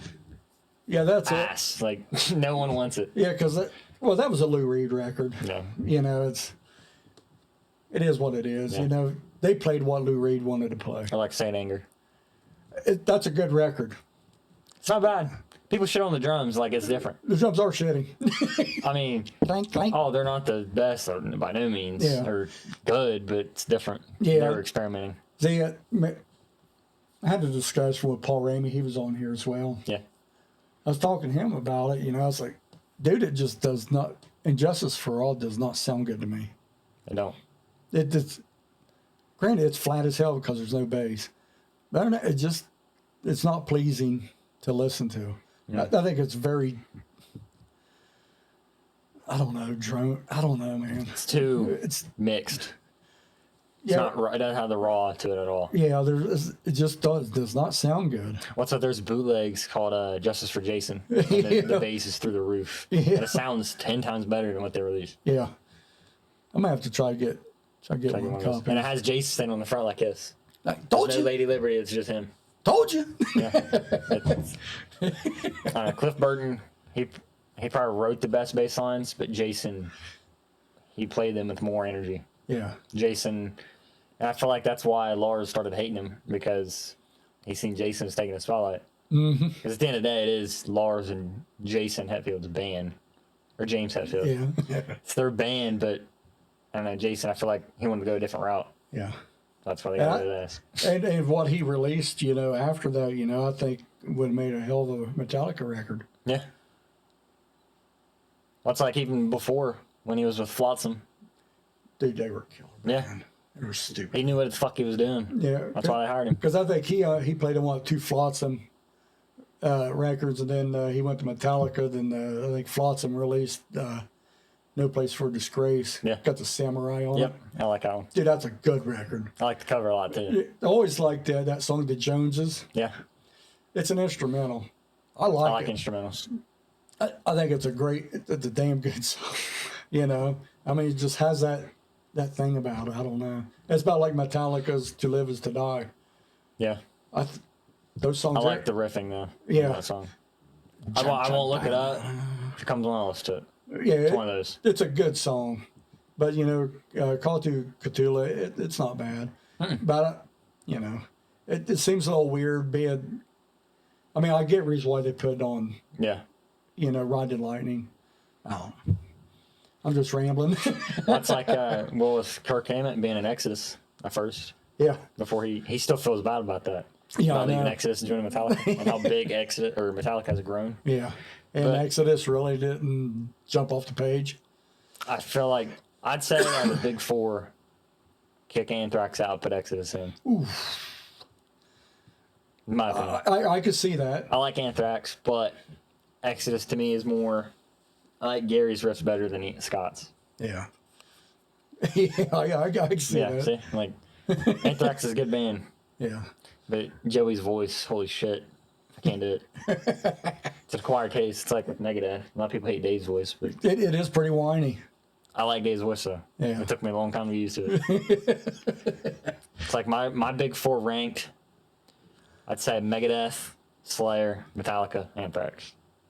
Really. I love Megadeth. Yeah. Anything from Megadeth from 85 to I'd say 94. I like those records. Dystopia is pretty good. Have you listened to Yeah, it? yeah. The System Has Failed. That's pretty good. That's what when I seen them in concert in September, they opened up with The Good, The Dying, and the Dead, or The Sick, The Dying, The Dead. That's the The record. new title track. Yeah. Song rips. When they had Ice-T on one song, Yeah. Night Stalkers, because where Ice-T was in the army. Yeah, that's what it's about. Yeah, I think it's pretty cool to actually get, like your Southern California sort of, counterparts or whatever during that time. Yeah. Just like, what the hell's his band? Cop Killer Band. Body Count. Yeah. Now you forgot it. I got a brain fart. But yeah, I mean, they're big Slayer fans. Yeah. The Ernie G, or whatever his name is, their guitarist. Yeah. He's a huge thrash metal fan. And they actually did that song, Rain and Blood. The cover, I've heard that. Yeah, I think it was Angel of Death, I think it was Rain and Blood. Rain and Blood. I'm pretty sure it was. But it's pretty good shit. Pretty good stuff. I like They it. did get at it. Yeah, I don't know. Ice-T, I like how he went from so anti-cop, and then he's in CIS for, 20 years? It's like, It works. Well, that's what Raising Cane's. He was the Ice-T mascot. I don't know. It's kind of funny. yeah. What else you got there? Oh, I brought the one that you wanted to see. It's my last one. I'll show you. Schizophrenia. 87. This is a Brazilian copy from Brazil. Oh, It has a little bit of water damage, but I don't give a fuck. that's the OG. It's a gatefold too. Oh, it is. Yeah, I'll show you. Yeah, it's an OG. 87. First press. It's very, very, very brittle. Oof. Actually, I bought it from a guy named Dave. Funny enough. Oh, there you go. Yeah, here's the gatefold. The spine's very. That's why I'm kind of holding it like this. Oh, I got you. Yeah, it's just all the lyrics. So this is the first one to have Kieser right there. Yeah. He's a good guitar player, man. Oh yeah. I still am trying to process how I met him. I met him and Paulo. Yeah. Paul was good. He's a good bass player too, man. He was kind of a prick. Oh, really? I mean, when I was the first one down the stairs and I shook their hands and it was Derek and then Grayson, which is their new drummer, and then Kieser and then Paulo. Paulo's on the end. Hey, Paulo, can I get a picture? I don't know if that's just their culture. I think it was. I didn't really take it personal. Yeah. He's like, well, oh, we'll do this afterwards. I'm like, because I thought that was the only time we were going to talk to him. I was Yeah. like, damn, this is 5 seconds. And then we ended up getting pictures of all of them, but Yeah. it's pretty cool. Either way, I got to meet him, so I'm good fuck. 1987. Yeah. So something like that there being as original as it is and for what it is. I almost don't want it, you know what I mean? The reason why the guy took money off of it was because whoever owned it, they circled and pinned the 2 instrumental songs on the record for some reason. The guy put an upside down cross. Yeah. I think there's one right there, too. Yeah. What's with the PP or shovel? A shovel or what? Yeah, I have no idea. 'Cause Max is wearing a Nuclear Assault shirt. Yeah. They were a pretty good band too. Yeah. Nuclear Assault. Well, yeah, they had Dan Lilliker. Yep. From Anthrax. Yeah, you could almost just smell it. Like. Yeah. It's funny because I get like a lot of these old records and stuff. You smell like, ooh, what was rolled up on the cover of this thing? Yeah. You know? That's pretty cool. It was a hard one to find. Yeah. And I got it, honestly, pretty cheap. Really? Take a guess. 75. I got about 100. Actually, I paid 95. That's not bad. He took $10 off. I was like, all right. That's nice of him. Yeah. And actually, I bet after he got ready, he went, oh, yeah. so that guy, Dave, the one I was messaging, I followed him on Instagram, actually. So he has Sepultura's first records, the EP, Bestial, which is Bestial Devastation and Morbid Visions. Yeah. So I'll tell you a story. I just took his word for it. I didn't think he was lying to me because he don't have no reason to. I didn't buy it. Yeah. So after I told him I bought this, he's like, all right, I'll put it in the mail tomorrow or whenever. I was like, okay. He's like, I also have Morbid Visions for sale. It's an original 86 copy. I was like, okay, I'll look at it. I didn't really do that right then and there, but I did eventually. So he knew a guy. This is kind of where a lot of people don't believe me, but I just took his word for it. So he knew a guy in the mid-'80s, flew to Brazil to meet Sepultura to literally teach them English and translate their lyrics from Portuguese to English. And he asked them to sell them. He asked Sepultura for them to sell him their first 2 records. He got 10 copies each of their EP and record from the band themselves. He shipped them back to the United States. And when he got back, the guy that Dave knew interviewed Dave, like in the mid-'80s. Mm-hmm. And Dave still has it on a tape in his shed, he said, where he got interviewed by this guy that met Sepultura in the 80s before they even became big. This did not come from the band, but it is a Brazilian copy. That's why I asked him, I said, did this come from the band as well? And he's like, no, it did not. That's why I believe him, because he could have been like, oh yeah, like fucking band had this on their shelf. Like, yeah, I took his word for it, and I was like, that's pretty cool. Like, Yeah. And obviously, if I bought it, if I walk in to a shop and I'm like, hey man, this record's from the band, I ain't got proof. Yeah. It's gonna be like $20. Yeah. But he told me that, and I was like, damn. But yeah, I got this one. As much damage as on the cover, the disc plays perfect. No skips, no pops, nothing. That's the main thing. You can't play the cover. Yeah, covers. Eventually, I'm gonna frame it and put it on the wall. I mean, for what it's worth, I mean, the cover's really not. It's really not that bad a condition. Yeah, other than there's a little water damage in the pin marks, and then the cover up here, Yeah. the little corner. But you gotta think it's from Brazil in '87. Who knows where this has been? This could have been on a shelf this could have been in a fucking box for 20 years. Yeah. I mean, I don't know. You don't know. Or someone could have played it every single day. You never know. I mean, if the record plays great. It plays phenomenal. Like, Yeah. nothing wrong with it. That's cool though on the label. Yeah. Whatever the hell that is. And it's the old Sepultura font, Yeah. the logo. So I think the other side has, Probably that. Okay. or yeah, it's just the listener. Yeah, Cogmello. This is the last record, and then the next record, they went to Roadrunner. Okay. So that's why the sound quality is way better. It probably sounds like they record that down in the basement, didn't it? Oh yeah, it's very raw. Yeah. Yeah, it sounds fucking good, but as you can see, Troops of Doom, Yeah. it's not on here. It's on reissues. Oh, no kidding. Yeah. So right here on the listing. So there's 9 songs on this. With the reissue, there's 10. It'd be right after Rest in Pain. Troops of Doom, because it was with Keister. The first time it came out in vinyl was 1990. Mm-hmm. This came out in '87, so it was the first reissue they done, because it was trying to promote Beneath the Remains. Funny enough. Mm-hmm. But yeah, that's when Troops of Doom first got put on. Did not know that. Yeah, it's not on the original. I was like, damn. That's pretty cool though. Yeah. Like you don't see this record. Even the CDs, like you could find a CD that's a new CD in the wrap from like 2014 press or make or whatever. They still want $30 for a CD. You're like, what the hell? Like, hell no. But when me and my dad went to see Sepultura, the guy beside us had this record and had Max Cavalera autograph right here, because he always signs Max XXX or 2 X's below it. He had that autograph. I think he might have had Igor on the other side, and then he was trying to collect Keister and Paulo. That'd be cool. Yeah. This dude had hella. He pulled right up to the front door in a Jaguar F-Type sports car, got out. it kind of upset me because I only took 2 records. Because usually, This dude here has a stack of records. oh, Dave, he pulled out a bag. Records literally a sheet on this thick. Every Sepultura record's been released from 85 to 2020. Every single one. He had pictures of the band that he either bought or printed. He had a poster rolled up in the cardboard, pulled it out. So when we got up to the autograph table, because I was first in line, he was second or third. I literally just took. I don't want to be greedy. You know, I took 1 record to have signed by the original artist. It's not an original copy, and then I took the new record to have signed by all 4. This dude literally just went woof, with all this shit, and he was like, "Please sign this." And literally, they all looked at him and they was just like, "Really? Like, you're probably gonna take this shit and sell it, or you're a really big Sepultura fan?" I don't know. Yeah. I mean, that's a chance you take as an artist. Yeah.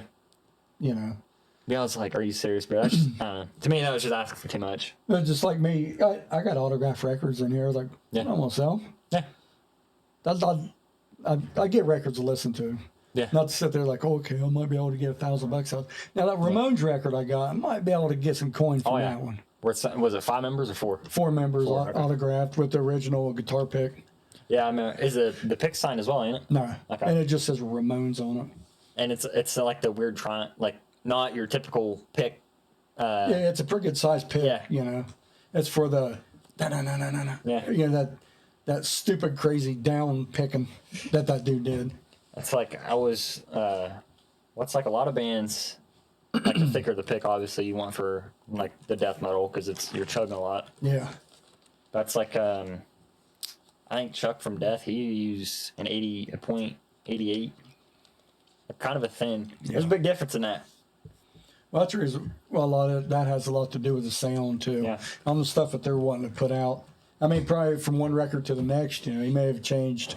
Like, all right, we're gonna go with a little bit heavier type sound on this here, so I'm gonna use a little bit different pick. You know, who knows? I know I've talked a lot about Death, but every single record is in the same tuning. Oh, it is. Every record, same tuning. Chuck never switches tuning. I'm pretty sure it's D standard. Oh, really? Yeah, same tuning every record. Sounds completely different. Yeah. Same tuning. Different pick. Yep. Yeah. Here's that band I was telling you about from Lorville, Dismemberment. Okay. If you're Ark of Ancients. yes, if you're into like death metal, black metal, or whatever, there's thrash metal thrown in this as well. Okay. What the hell am I doing? Just trying to pull the record out. But yeah, that was pretty cool. But yeah.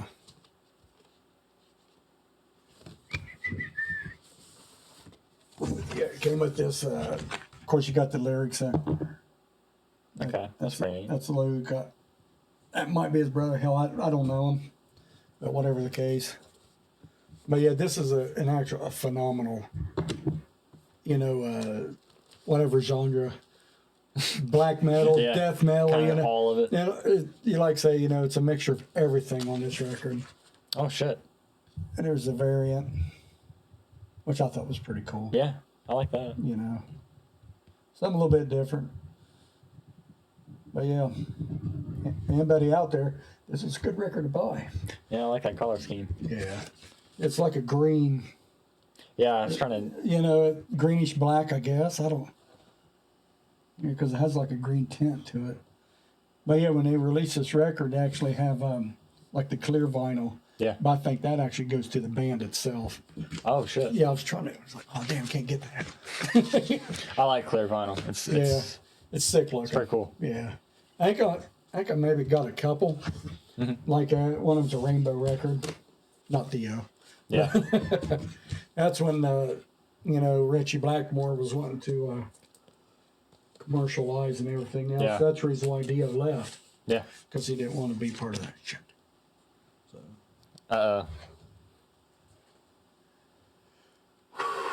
This is the reissue. It weighs like a ton. I heard. Damn. Yeah. Well, you got to figure there's like Is it 2 disc? hell, I don't know. I'd hope it is. But I wait. Well, yeah, it's got 2 discs, but the thing is, they got posters in here. They have Okay. a big ass booklet Yeah. and everything. It tells about everything about the record itself. Celtic Frost, Morbid Tales. So that album alone influenced Thousands of bands to go. Actually, get their shit together. Play like the death metal or so to speak. Getting into that type of genre. But a lot of covers or a lot of Celtic Frost covers from bands. Oh my God, Obituary and Sepultura or two. Because there's this one that Obituary did, Dethroned Emperor. Yeah. Yeah, that's a pretty tight cover. They always do. They do good. I mean, I like when bands do that. They, as big as they always throw a cover, but it's not for really money purposes. It's more just But promote it. This record here, I think, was probably one of the ones that was really responsible. Of course, Hellhammer before Celtic Frost. Yeah. You had them, which was basically Tom Moyer. And I think probably Martin Ian. He was part of that whole schmill, so to speak. But yeah, Hellhammer came out before these guys, for Celtic Frost, but it's the same music. Yeah. But it was hit, This came out in what, 84? Yeah, probably so. I think it was 80. It's 84 or 5. I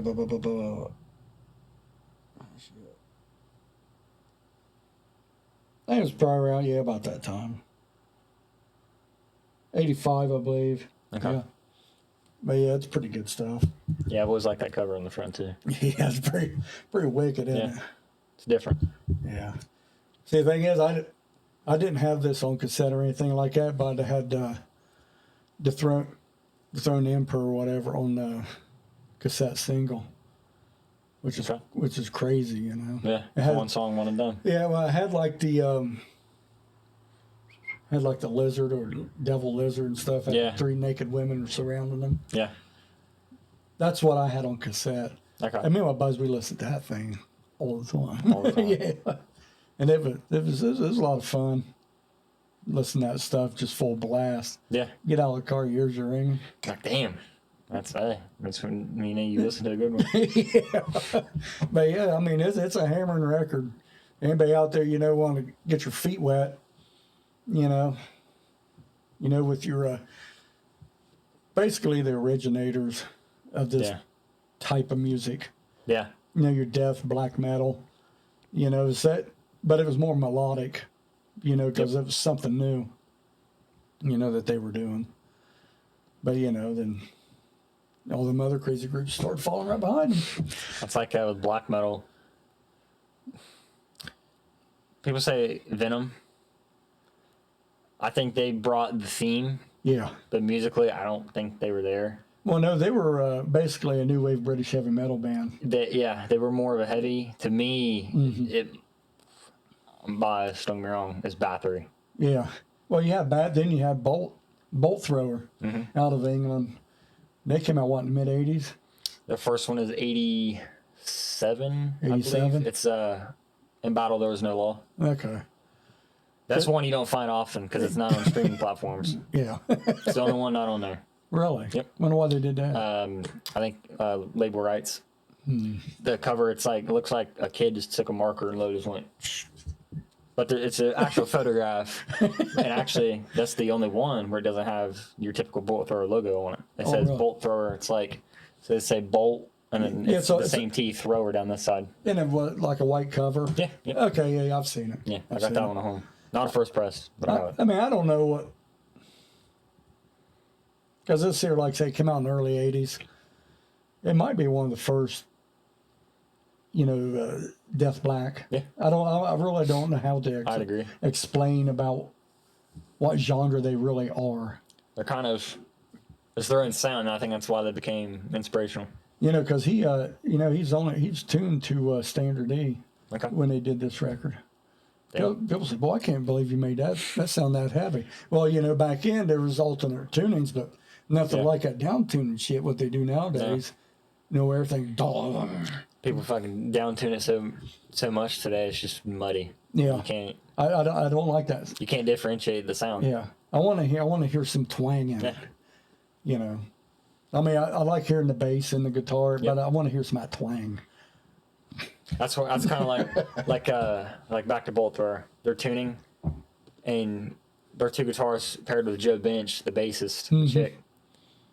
Half the time she's a hell of a bass player. Half the time she wasn't even strumming the bass. She would literally just hit it on the end of it, just going boom, where it rings through the pickups. Yeah.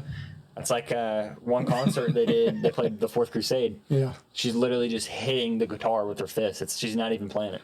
Oh, really? Yeah, it's just going boom, boom, and then the two guitarists are doing it. It's funny because someone brought it up to me. It's like, what's the deal with their music on that record? So, well, Pantera was popular. And they went that. I think they went that Pantera route. Yeah. Via on that Fourth Crusade. Yeah. That's what I think. I like Fourth Crusade a lot, and the album cover, the painting. I mean, a lot of their shit was. It's tight. Yeah. And every one's about war. Yeah. Well, War Master's pretty good. Yeah. Now that one. That's a pretty good one. That one. I actually got the reissue of it. I did too. It's pretty good. I think it's the same one you got. Yeah. It's pretty good stuff. But yeah, I think they were probably about one of the first. They revolutionized it easily. Yeah, I think they made it popular. But it was something new back in. Yeah. But it was catchy as hell. Yeah. And then of course Maiden had that whole thing back in '82 with Number of the Beast. Yeah. It was like, ooh, it's different. That's scary. All the satanic shit back then was holy shit, like what's this? Versus nowadays, like everyone's doing it. Yeah, it was like I think it was around 68, 69. Was it Coven 666? It was the name of a band. They had like his chick singer and stuff. Okay. They actually one of the first ones to do that song called Black Sabbath. Okay. It wasn't Geezer Butler or anything like that, but it was their version of, Satanism, so to speak. I mean, people fact me, check me, hell, I don't give a shit, but I think that was the name of the band. I think it's Coven 666. It's like, with the satanic themes, like, it's what made Slayer big. It's what made Motley Crue big. Yeah. I mean, and Motley Crue is far from it. Oh, yeah.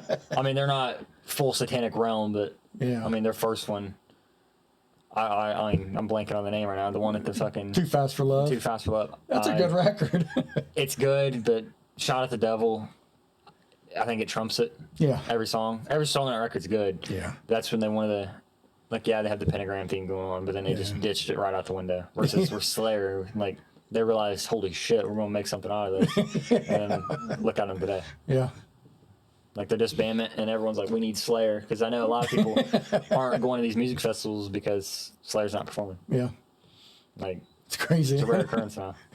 And it seemed like they played every damn carnival came to town, Tom Araya, he's Catholic. Yeah. He's not a real... Now, Kerry King, on the other hand, he's more that route of Satanism, but everyone else is not. I think like when Hanneman was in there, he's like, all right, that's pretty cool, but I'd rather have a beer.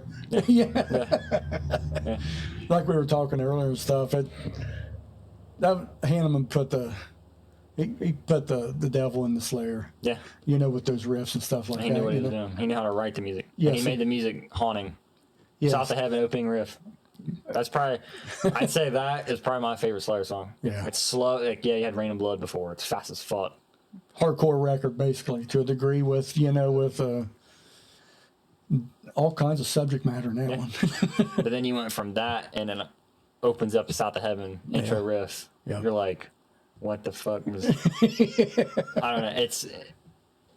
It's almost the tone and the way the riff is wrote is scary. Yeah. Like, if you actually, like, someone in music like us or anyone else, like, it's a haunting sound. It's not just, like, chugging. Like, or like Rain and Blood where you're just galloping it. Yeah. It's funny because Rain and Blood, the record's it's only like 36 minutes long. It was supposed to be over 40, 45, but they played it so fucking fast in the booth or whatever, studio. It's a good record, man. I do like that one. And the one before it. Hell Awaits. Yes. I like that cover a lot. I mean, it's pretty evil. But, having them 3 records back to back to back. Dude, I think that's a tough one to beat. From Rain and Blood to South Heaven, that's when they kind of hopped the bridge. Yeah. And they wanted to slow it down. Yeah. Which I like. It's cool. They did it right. Yeah. Seasons in the Abyss, probably my go-to Slayer record. I fucking love it. Always loved the guitar solo in that one. Yeah. When it goes all the way down. Yep. There's something about that. I don't know. Their record, War Ensemble, great. Yeah.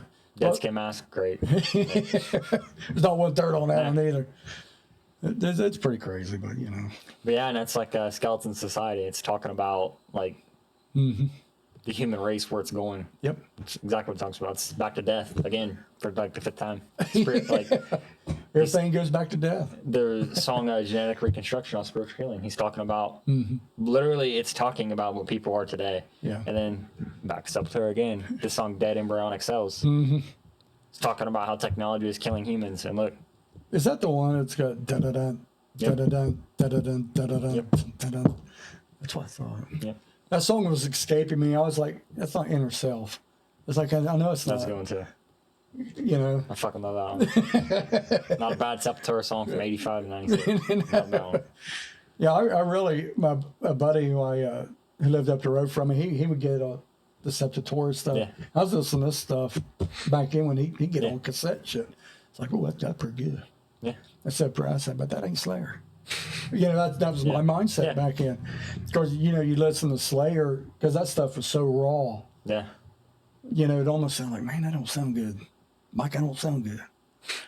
But, you know, you listen to it, and I was like, that's pretty damn good.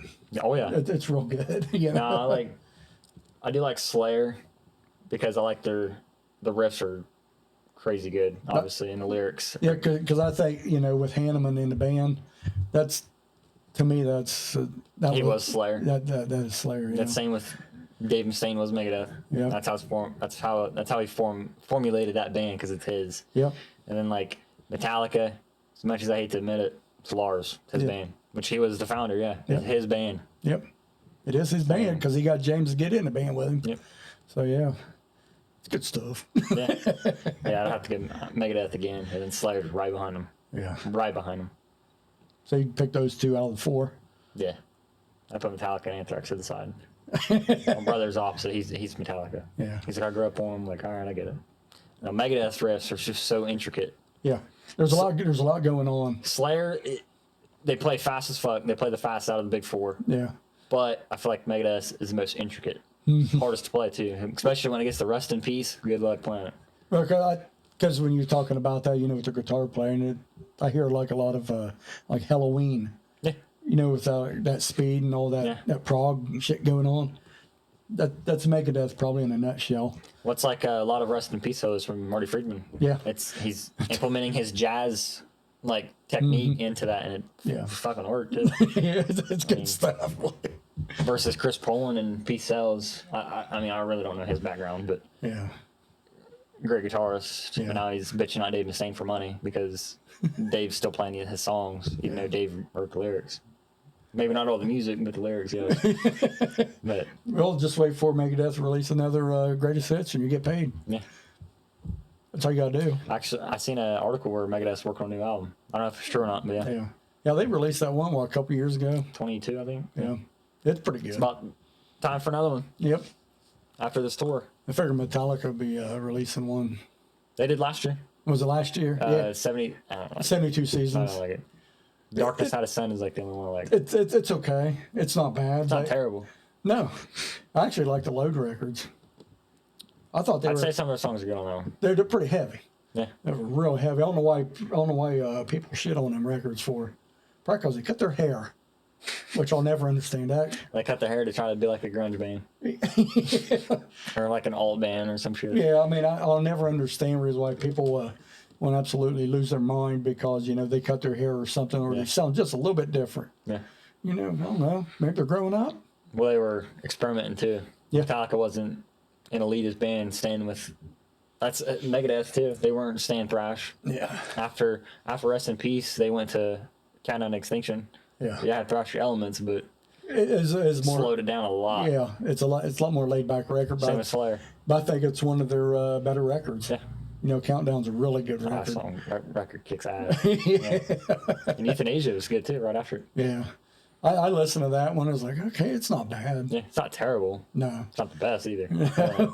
Best one's Rest in Peace. I love that one. What got you into listening to that? The heavier shit? Yeah. Well, I'd say.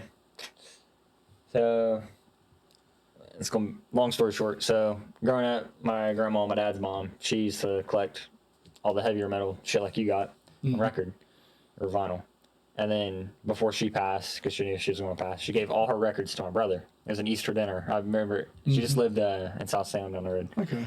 I remember it very vividly. Me and my brother carrying out crates to the car. My mom got pissed. She's like, "Well, what is he going to do with all these records?" My dad's like, "Calm down. Him and Hayden will just look at them." Yeah. Because he didn't have a record player at the time. He still has them all. Like, he kept them all. He sends me pictures all the time. But then me and my brother, so my parents would leave for the weekends or go out. Me and my brother would blare Zeppelin and Pink Floyd and Sabbath in the house. And we'd play like air guitar in the dark, just have fun. And that's when my sister was at home, so we'd have fun with it and shit. And then I started getting into it, like looking up like he was. And then my dad likes, I'd say like the earlier 2000s, 2010s, like metal. I wouldn't say like metalcore, but more of that element. He likes that, and I was like, okay. I just started looking at the older bands, like who started this. And I found, behold, Chuck again, death metal, and I mean, the seed went from Chuck to Obituary to Bolt Thrower to Cancer to Possessed to fucking, you fucking name it. Then I found Sepultura, and I was like, damn, like, I think the first Sepultura song I heard, or not song, record, I can't remember the song, might have been Chaos AD. It's good. And I was like, holy shit, like, well, because they were groove as well at that time, Pantera. And Sepultura, I was like, holy shit. Yeah. And then I started checking out their early records, and then obviously Roots is their most famous song. Heard Roots a million times. Good song. I don't care how popular it is. Good song. And then I found a Rise, listened to that record one day through and through, start to finish. I was like, that's it. Holy fuck! Like, I think honestly, a Rise is what got me into it all. Yeah. Once I heard that, from start to finish, there was no skip. That's a good record. Every riff kicked ass, bass lines. I think it's in a song, Subtraction. Paulo has a bass line, and it's literally 3 seconds long. Like, everything just stops, and he's just like, dun, dun, dun, dun, dun, and it's like, and then Igor just, bah, bah, bah, and you're like, holy fuck. Yeah. And then Max is holding rhythm, obviously, and Keith is going, and then Max is like, Subtraction. It's fucking, I don't know. Yeah, I'd say a Rise.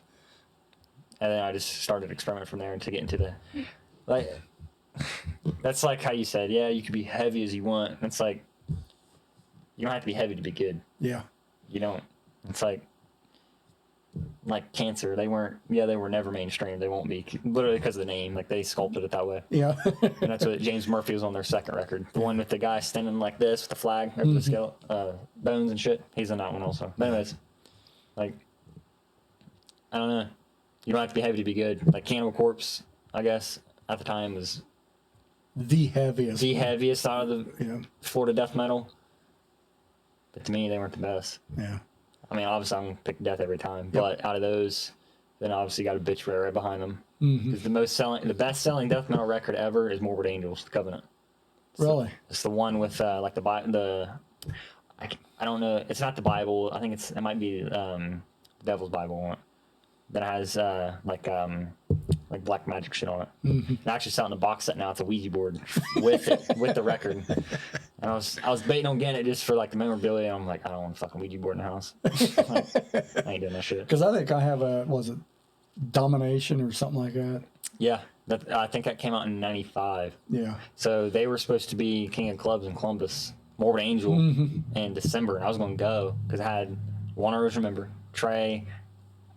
I can never get his last name, as Zagoff. Sounds good. Sounds good to me. But anyways, he was going to go. Well, he's been having he was on rehab and all that shit, and he's relapsed on alcohol again. So now it's replaced by a band called I Am Morbid. Dumb, I know. But it has two original members, so Pete Sandoval. Yeah. Sandoval. Yeah. Original drummer. He's in it. And then David Vincent, which is the singer. Which he's not OG, but he's classic lineup. Yeah. I'd honestly rather go see them and then see the one guy that's drunk as fuck on stage who can't play. Just because it's under the name Morbid Angel versus I Am Morbid. Yeah, they replaced them. So they'll be at King Clubs in December. That'd be pretty cool. 6 Feet Under will be there in January. That'd be pretty good. I'm going. I'm fucking going. They'll be at Bogart's in Cincinnati the following Thursday after that. I already looked all this shit up. Yeah. The King Club's gonna be a pretty good one. Oh yeah, it's a good venue too. Yeah. Bogarts, I like Bogarts. I don't know. I just feel like it's too cramped. Yeah. I've never been there. But I've been to King Clubs once. Yeah, I King went to Club's see good. Static X there. Okay. Yeah. And what's the name of that band? Fear Factory. Fear Factory. I seen them Twisted. It's actually pretty good. Twisted will be there. I think New Year's night. Dude, they put on a good show. Have you seen them yet? Huh. Oh, dude, they're a party. That's what. They're party as hell. Yeah, they'll be there New Year's Eve Yeah, again. and dude, they rock. They sound really good live. I mean, their sound may have been off or whatever, but yeah, I thought they sounded good. Mm-hmm. I actually got to meet the guitar player. He sung the drum head for me. I have up there. It's like, where's the drummer at? And he goes, oh, he's getting ready to play for Fear Factory. I'm like, oh, they all like you were talking about earlier. They're all they buddies. Yeah, like when they're on tour and stuff, they know the drums. Yeah, they know all each other's songs. Yep. It's like back to Fear Factory. Do you know Cazares? Yeah. He's on Nail Bomb. I forgot to bring that record. Oh, he's on that one? He's on a couple other songs. Actually, while I met him and stuff, he goes, you don't have anything for me to sign? I went, no. I said, I just want to meet you. Got a couple pictures with him. I said, hey, man, thanks. Yeah. I don't go to shows to get Yeah. shit signed. I just want to meet him. Yeah. Because I've listened to his shit for years. Yeah. I've never really been a big Fear Factory fan. But when I came on, I was like, oh, that's pretty good. Yeah. But, I don't have none of their stuff on CD or vinyl or nothing like that. But I like her stuff. Yeah. It's like Aussie years with Black Sabbath. I like it.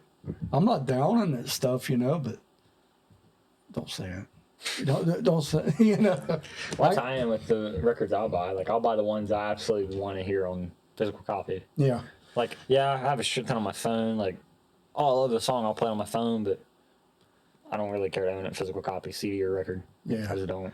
Yeah, it's Same like way. I was telling you earlier, I actually found a record I've been looking for. Like I said, it's come from England. Yeah. Music for Nations. Yeah. It's been all I've been looking for a while. I finally found it at a good price. Yep. And actually, it's coming from a record store. It's Okay. been professionally cleaned and all that stuff. Yeah. So, You trust it more. yeah, I put a little bit more trust into it, but I'll find out probably tomorrow. Yeah. Is that when to get here? Yeah, it's supposed to be here tomorrow. I can't wait to get it because it's just because first time I heard it was on the Wild Bunch cassette, Yeah.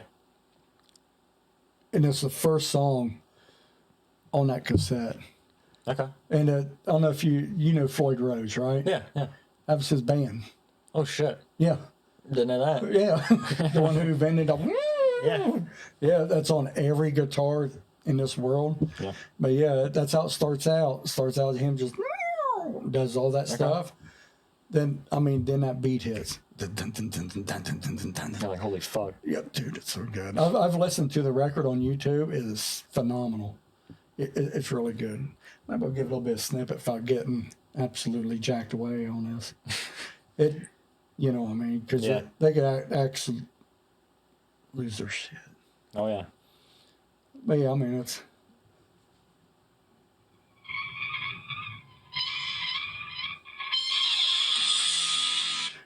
But yeah, Yeah. That's badass. it goes into that. But yeah, And just ripped right open drum. Boom. then it goes dun, dun, dun, dun, dun, dun, dun, dun, dun, dun. And the vocals are really good. You listen to the dude try singing it live now. Yeah. Can't really do it. Oh god, dude, that's Like a lot of vocals, I don't know. They just need to. I can think of one right now, and you probably know what I'm talking about. Vince Neil, oh yeah, he's horrible. terrible. I seen him last summer. Yeah. Ass.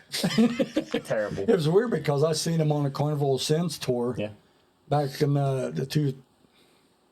I'm not even gonna guess when I seen him, but anyways, it was like, you guys sing. I was like, no, you sing, bud. Yeah. We're paying for you. We pay for a ticket. Yeah. I get if you could sing, Yeah. but no, you do your thing, buddy. It's like, it's like no. Yeah, he's terrible. And then they're a little slapsticky. Oh, yeah. Motley Crue's very very slapsticky. They're about like an Anvil lyric. That's like, yeah. And a lot of their songs are just cheesier and shit. The lyrics. Music, it's pretty good. I ain't gonna lie. Yeah, but I never really got into what was it? Girls, girls, girls. Never got in that shit. The whole record or just that song? Yeah, the whole record. I mean, so there's some decent sounding songs on, but I couldn't do it back in. I think for the era, it was a great record. Yeah. I mean, obviously I wasn't alive back then, but I don't know. Lyrics, it's just, again, cheesy. Yeah. Why? I don't know. It's just like song is sticky sweet. It's like, Yeah. well, Why? I don't know. Shout at the Devil was completely different. yeah. I like that record start to finish. Yes, Every song in that is great. Even the Beatles cover, Hella Scatter. Yeah. I mean, there's not one turd on that great. one. There were the first 2 records. I don't think there's one turd on them. yeah, You know, they're really good records. Probably my favorite one was probably Red Hot. it's a good song. Right from the, I think that's probably the song of theirs that I really like. Mick Mars is a hell of a guitarist. Yeah. I mean, he could play. Dude's And then, I don't know, that's where it gets to now. Nikki Sixx. I think he's a joke. Terrible. I think he's a joke. Boy, it's where he's using backing tracks. Yeah. To me, a lot of people, oh, they're doing live. They're so old, backing tracks. Motherfucker, you've been in this 40 years. You can't play the song you wrote back in 83, 41 years ago. Like, And you've played it ever since. you've played it how many times a year live? Yeah. Like, It's like, well, don't use that excuse. The Who are still touring. yeah. Like, You have nothing old to. as shit. Like, Yeah, and Paul McCartney, who's been doing this shit since the early '60s. yeah. You know, there's no excuse here. Zero. That's like back to Obituary and Sepultura. They're back tracks. They just all through and through. Now, Sepultura on some of their songs, I think they try to avoid the songs because Derek don't play guitars, one guitar now, versus when Max played rhythm. I think they try to avoid the songs to play. Which I without get. rhythm. I get. You know. Understandable. They're down a guitarist. Yeah. Yeah, like Obituary. If you heard the drums, it was, trust me, it was fucking Donald back here, just boom, boom, boom, and the double bass just going. That was when I seen Slayer. Yeah. You know, that dude, there's Them making the sound. It's not a computer. There's nothing like that. Yeah. Nothing like that. Yeah. I mean, seen him in the middle of Columbus, what Lifestyles, whatever the hell whatever they call it now. But it was an outside venue when we went and seen Anthrax, Megadeth, and Slayer. Yeah. First time wife got to see Slayer. It was on a World Pain and Blood tour. Okay. I said, them other bands are loud. And so Slayer's on a different level. Of course, the song they started off with was Rain and Blood. Okay. You know, It's a good opening. dum dum dum. Yeah. We were in the back. You're like, oh, I thought, so here it comes. You know, that galloping with the, Yep. our shorts were jumping. And we were a good bit off the stage. She goes, oh my God, you're loud. Yeah. That's when you know it's good though. I said, hell yeah, it's loud. Love that shit. It's like, when you feel the bass and shit, it's what King Clubs, Corrosive Vengeance. No. They're from Columbus. To me, I kind of got the image that they're work buddies. Mm-hmm. Holy shit, they kick ass. There's a song called, I think it's Rage. Rage. And then, I can't remember the song name, but they have a music video with it. It's talking about like war, like the war in the Middle East and shit. Yeah. It's a new song. Well, newer. It's not, might be like 8 or 10 years old, but Corrosive Vengeance, the kick ass. The singer, he looks like Uncle Buck. Okay. And then their bassist is probably Uncle Buck. Yeah, maybe. John Candy? Yeah, John Candy. Oh, yeah. no kidding. Yeah. He looks just like him. Big old boy. Big boy. Great singer. And then their bassist is like maybe 5'4", 5'5". The bass he has it so tuned through the roof. Yeah, you can just feel the air will just boom, boom. Great. That's pretty cool. They kicked ass, but Yeah. Corrosive Vengeance, they're from Columbus. That's pretty They're cool. pretty good. I like shit like that. Oh yeah, me too. And then there was one band. It's called Truck Stop. The guitarist, fucking great guitarist. He had an Overkill shirt on actually. But man, their lyrics, I could definitely tell it wasn't his favorite. You could just tell him by his face. But he wrote the riffs, and the riffs were great. But the lyrics were just, I don't know. Sometimes you just gotta feel the riff. You know? Yeah, he's a good guitarist. And then Gravel, Gravel. So they're from, I think, Colorado. It's like a southern rock. So it was like Jackal, but I love Jackal. Mm-hmm. But it was they're funny band. it was a shitty Jackal. Oh. It was every riff. It just sounded the same. It like fast as you possibly can.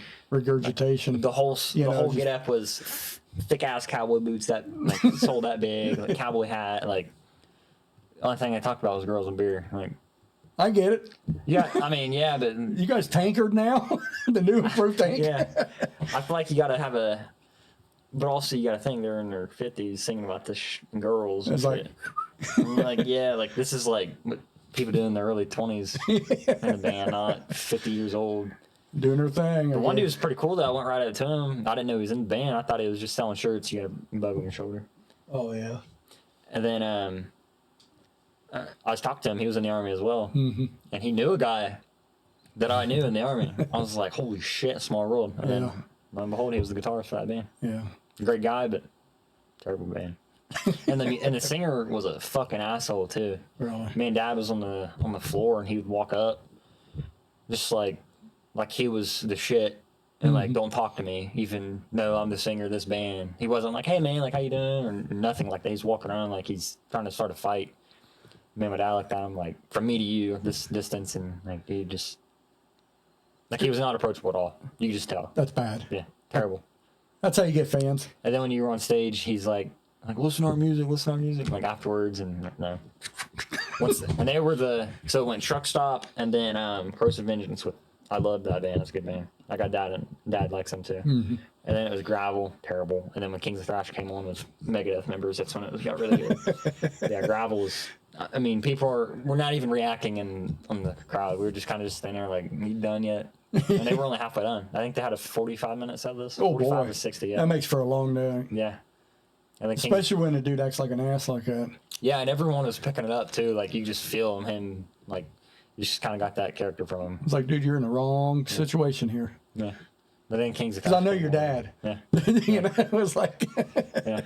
It's like, please just fucking stop. It's just like and there's no difference in the riffs. Yeah. It's just a constant, what people think this shit sounds like, just noise. Yeah. Literally what it was. There was no different, no difference.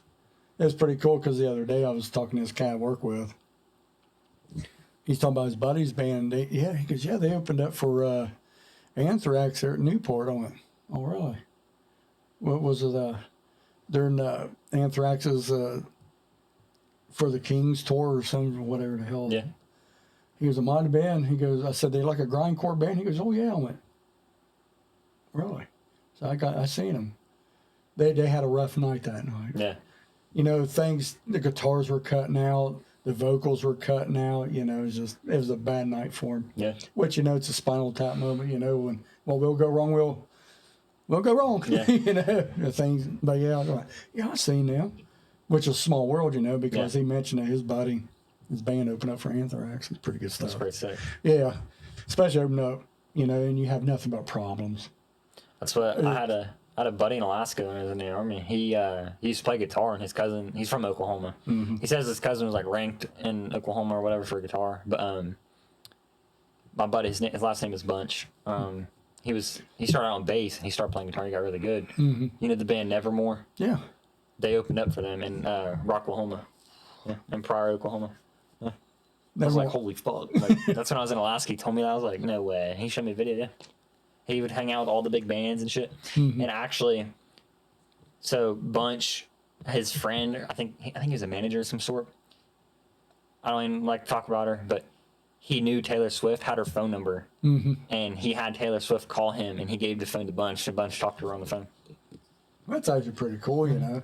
I mean, even if you're not even into her music. I was like, that is pretty cool. Like, something a little bit different. Yeah. Like, that don't happen everywhere. Yeah, I was like, damn. That's pretty good. Yeah. Good talk. Yeah. Good How long times. have we been doing it? Huh? How long have we been on here? Oh, I have no idea. Something. I don't know. Yeah. I have no idea. Yeah. But yeah, I have, like I said, my whole premise of just doing this stuff, I just like talking to people. Yeah. Different looks. Yeah, you know, get what makes a person tick, you know, on the music that they listen to, what really, I don't know, drives them, so to speak. That's a little cliche, but, you know, whatever. No, I get it. But, you know, As you can see, I like a little bit of everything. Yeah. But most of my stuff back in the 80s, I was listening to the hard ass shit. Yeah. For what it was back in. Your Slayers, Megadeth, Metallica. But it all started with Iron Maiden. Okay. I think it was around 82 or early 83. This dude I went to school with, he goes, here, give this a listen to. I was like, oh, okay. It was Number of the Beast on cassette. It's like, oh, I'll listen to it. It's like, oh my God, this is good. Here we are now. Yeah, and here we are now. Yeah. It's weird because I think it was like a year or so beforehand. I heard that song "Running Free" on QFM 96. Yeah, Columbus station out there for people. But I heard it. I went, oh man, it's catchy. I like that. Then it really got the ball really rolling. Yeah. Of course, all this started back in the 70s. As Sisters, listen Nazareth. Yeah, Nazareth. The Hair of the Dog, which is it's a phenomenal record. But I like that song. But Miss Misery was the one that really done it for you. Yeah, it's just a heavy song straight from the gut. And of course, your typicals, Boston. Yep. Of course, that first Boston record just so stupid good. At the time, they were the shit. Stupid good record. It's about like a lot of records we talked about. There's not one turd in that bunch. Mm. No, it's not a turd ball bunch. I mean, it's so good. Of course, your Pink Floyds and Leonard Skinner's and stuff like that. Now I think it was early '80s. My uncle gave me a big stack of records and stuff. Had Queen's first record in it. Never been big on Queen. That record there, it's heavy. It's a heavy ass record. It is. I don't know. I can never get into Queen. I try and try and try. Yeah. I just can't. I totally get it. Yeah. I mean, his flamboyant type of singing. Yeah. It's I understand, but it is what it is. Yeah. Yeah. But like a lot of their later records and stuff, there's a lot of hit miss, like a lot of filler on their records. Yeah, we're just kind of filling the gaps, just to put a record out, to put a record out. I mean, they come up with a couple good songs that were really good, and the rest is like Jesus Christ. Yeah. Hard to listen to, but their '70s stuff was really good. But that record, The Game's got that song "Dragon Attack." Yeah. I don't know if you've heard it. Huh. I'll have to play it sometime. I've heard the name, but I haven't heard the song. Oh, it's a good song. Yeah. Yeah, it's a really good song. But I think after The Game and stuff, I think they really Kind of went out. Yeah, it seemed like they petered out a good bit. They just phase out.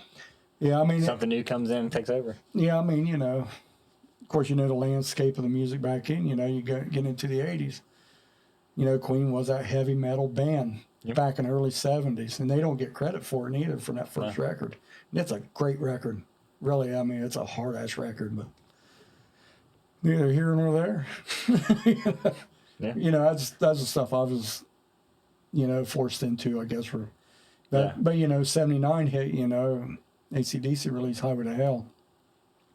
Bon Scott all day over Brian Johnson. Yeah, and that's when it really went downhill for me. And Brian came on? Oh, no. When Highway to Hell came out, okay. I listened to that. Oh, my God.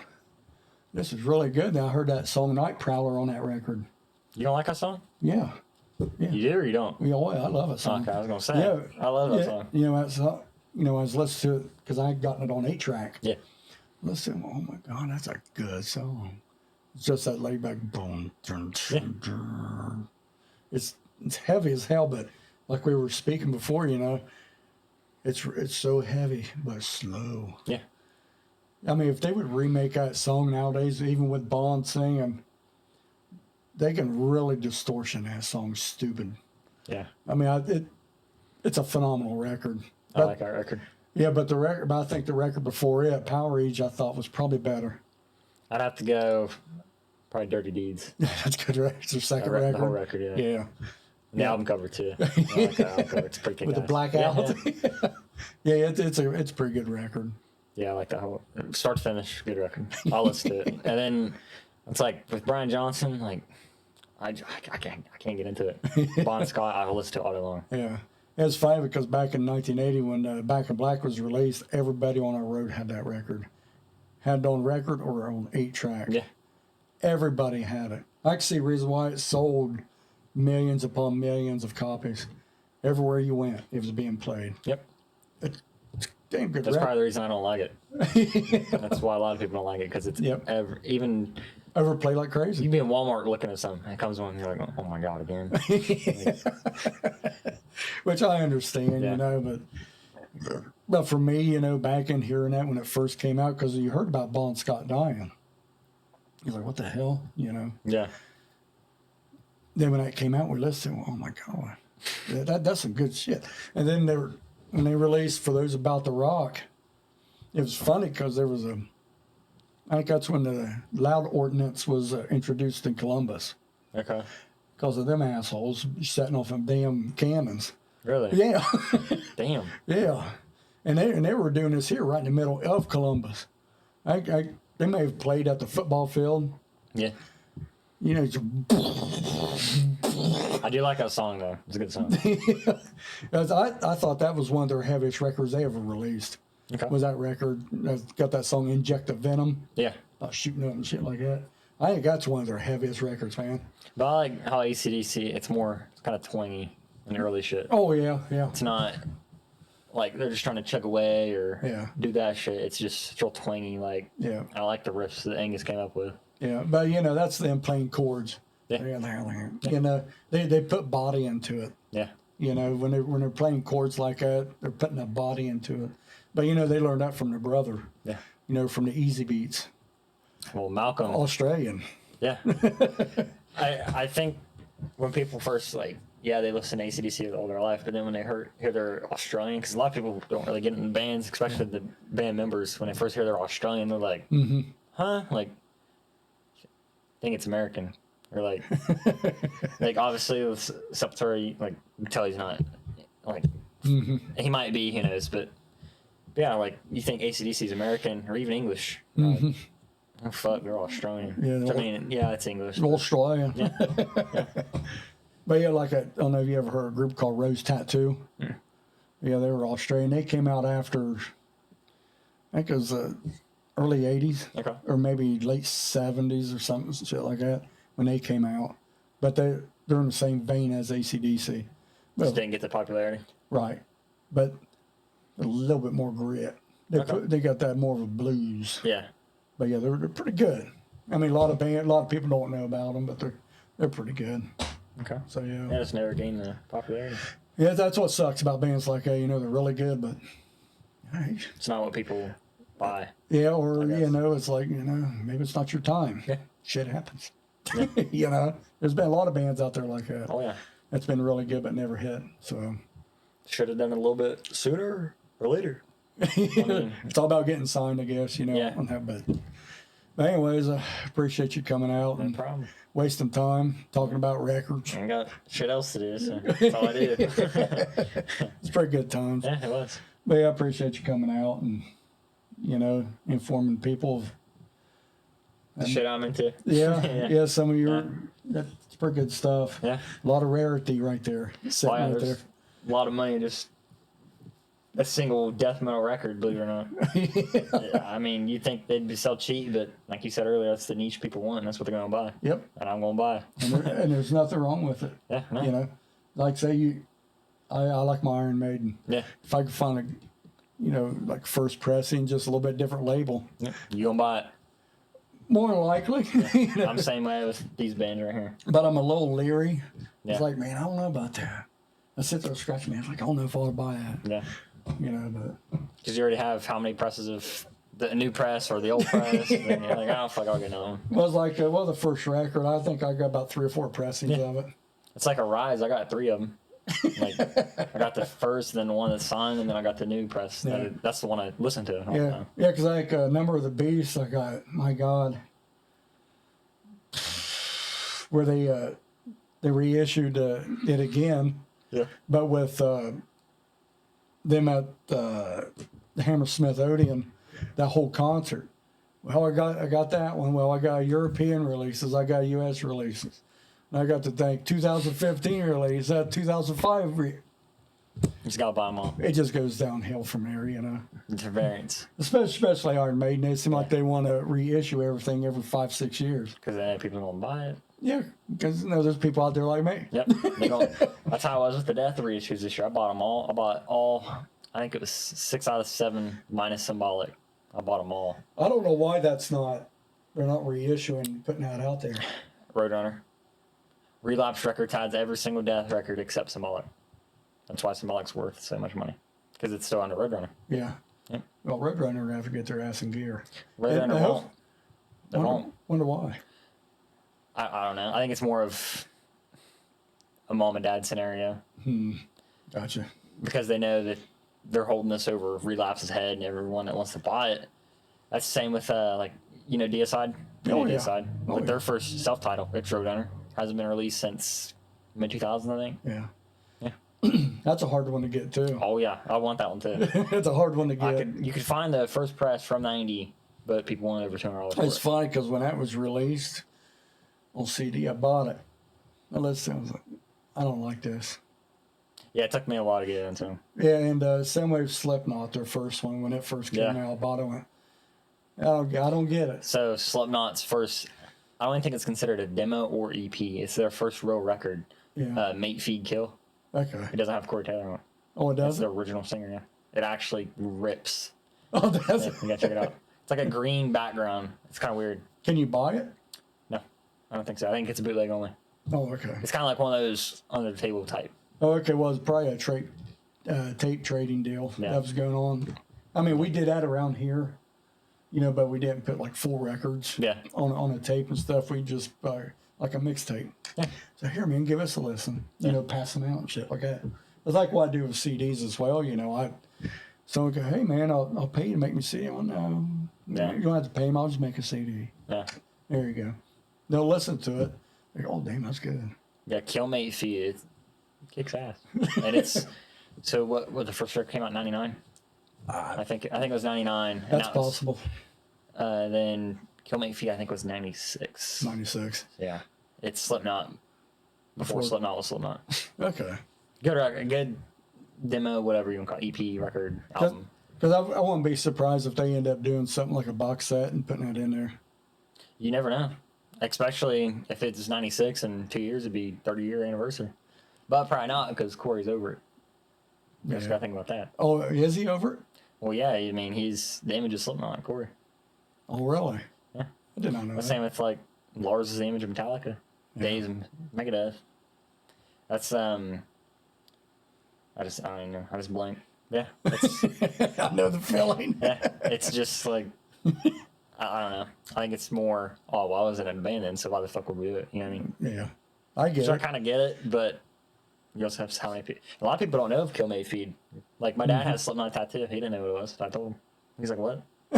That's how it's formatted. Like, push it under the rug. Fuck it. Let's bring out all this shit. Yep. I got it. It's not the only band to do that, though. A lot of them do it. It's like a lot of the Iron Maiden stuff, what they were doing back in 75 Yeah. when they first came out. But a lot of that stuff that they did in 75, they put on the first 2 records. Yeah. Which is crazy. It was like, well, I never heard that before. What? It's the same shit. I mean, they really didn't change the formula whatsoever. Yeah. They went out and played these pubs and stuff and just hammered away. Just kind of had fun with it. I mean, they actually could have gotten signed, I think, 76. Yeah. They could have gotten signed, but the record label was wanting them to play their play punk rock. And Yeah. We're not a punk rock band. A lot of people think their first record is punk rock. What? Yeah. Nah. I agree. Nah. It's not. But, it's got speed metal, it's got heavy metal, it's got everything on it. Yeah. So, I kind of almost prefer Paul's voice. yeah. A lot of people do. It's more of a rough. Yeah. It's got that more ruffian. Grit to it, not. Yeah, Bruce has got that.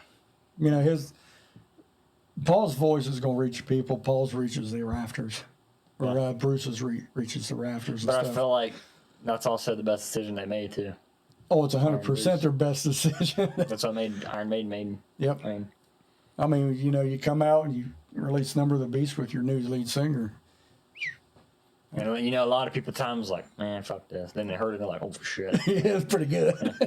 It's pretty good. Anyways, appreciate you coming out, taking time to fart around, talk records, and Have fun with it. Oh yeah, yeah. That's all we do. That's about all we can do. Yeah. All right, that's it, folks. All right, man. Be kind to one another. Yeah. Later. Every day. Try to. Yeah.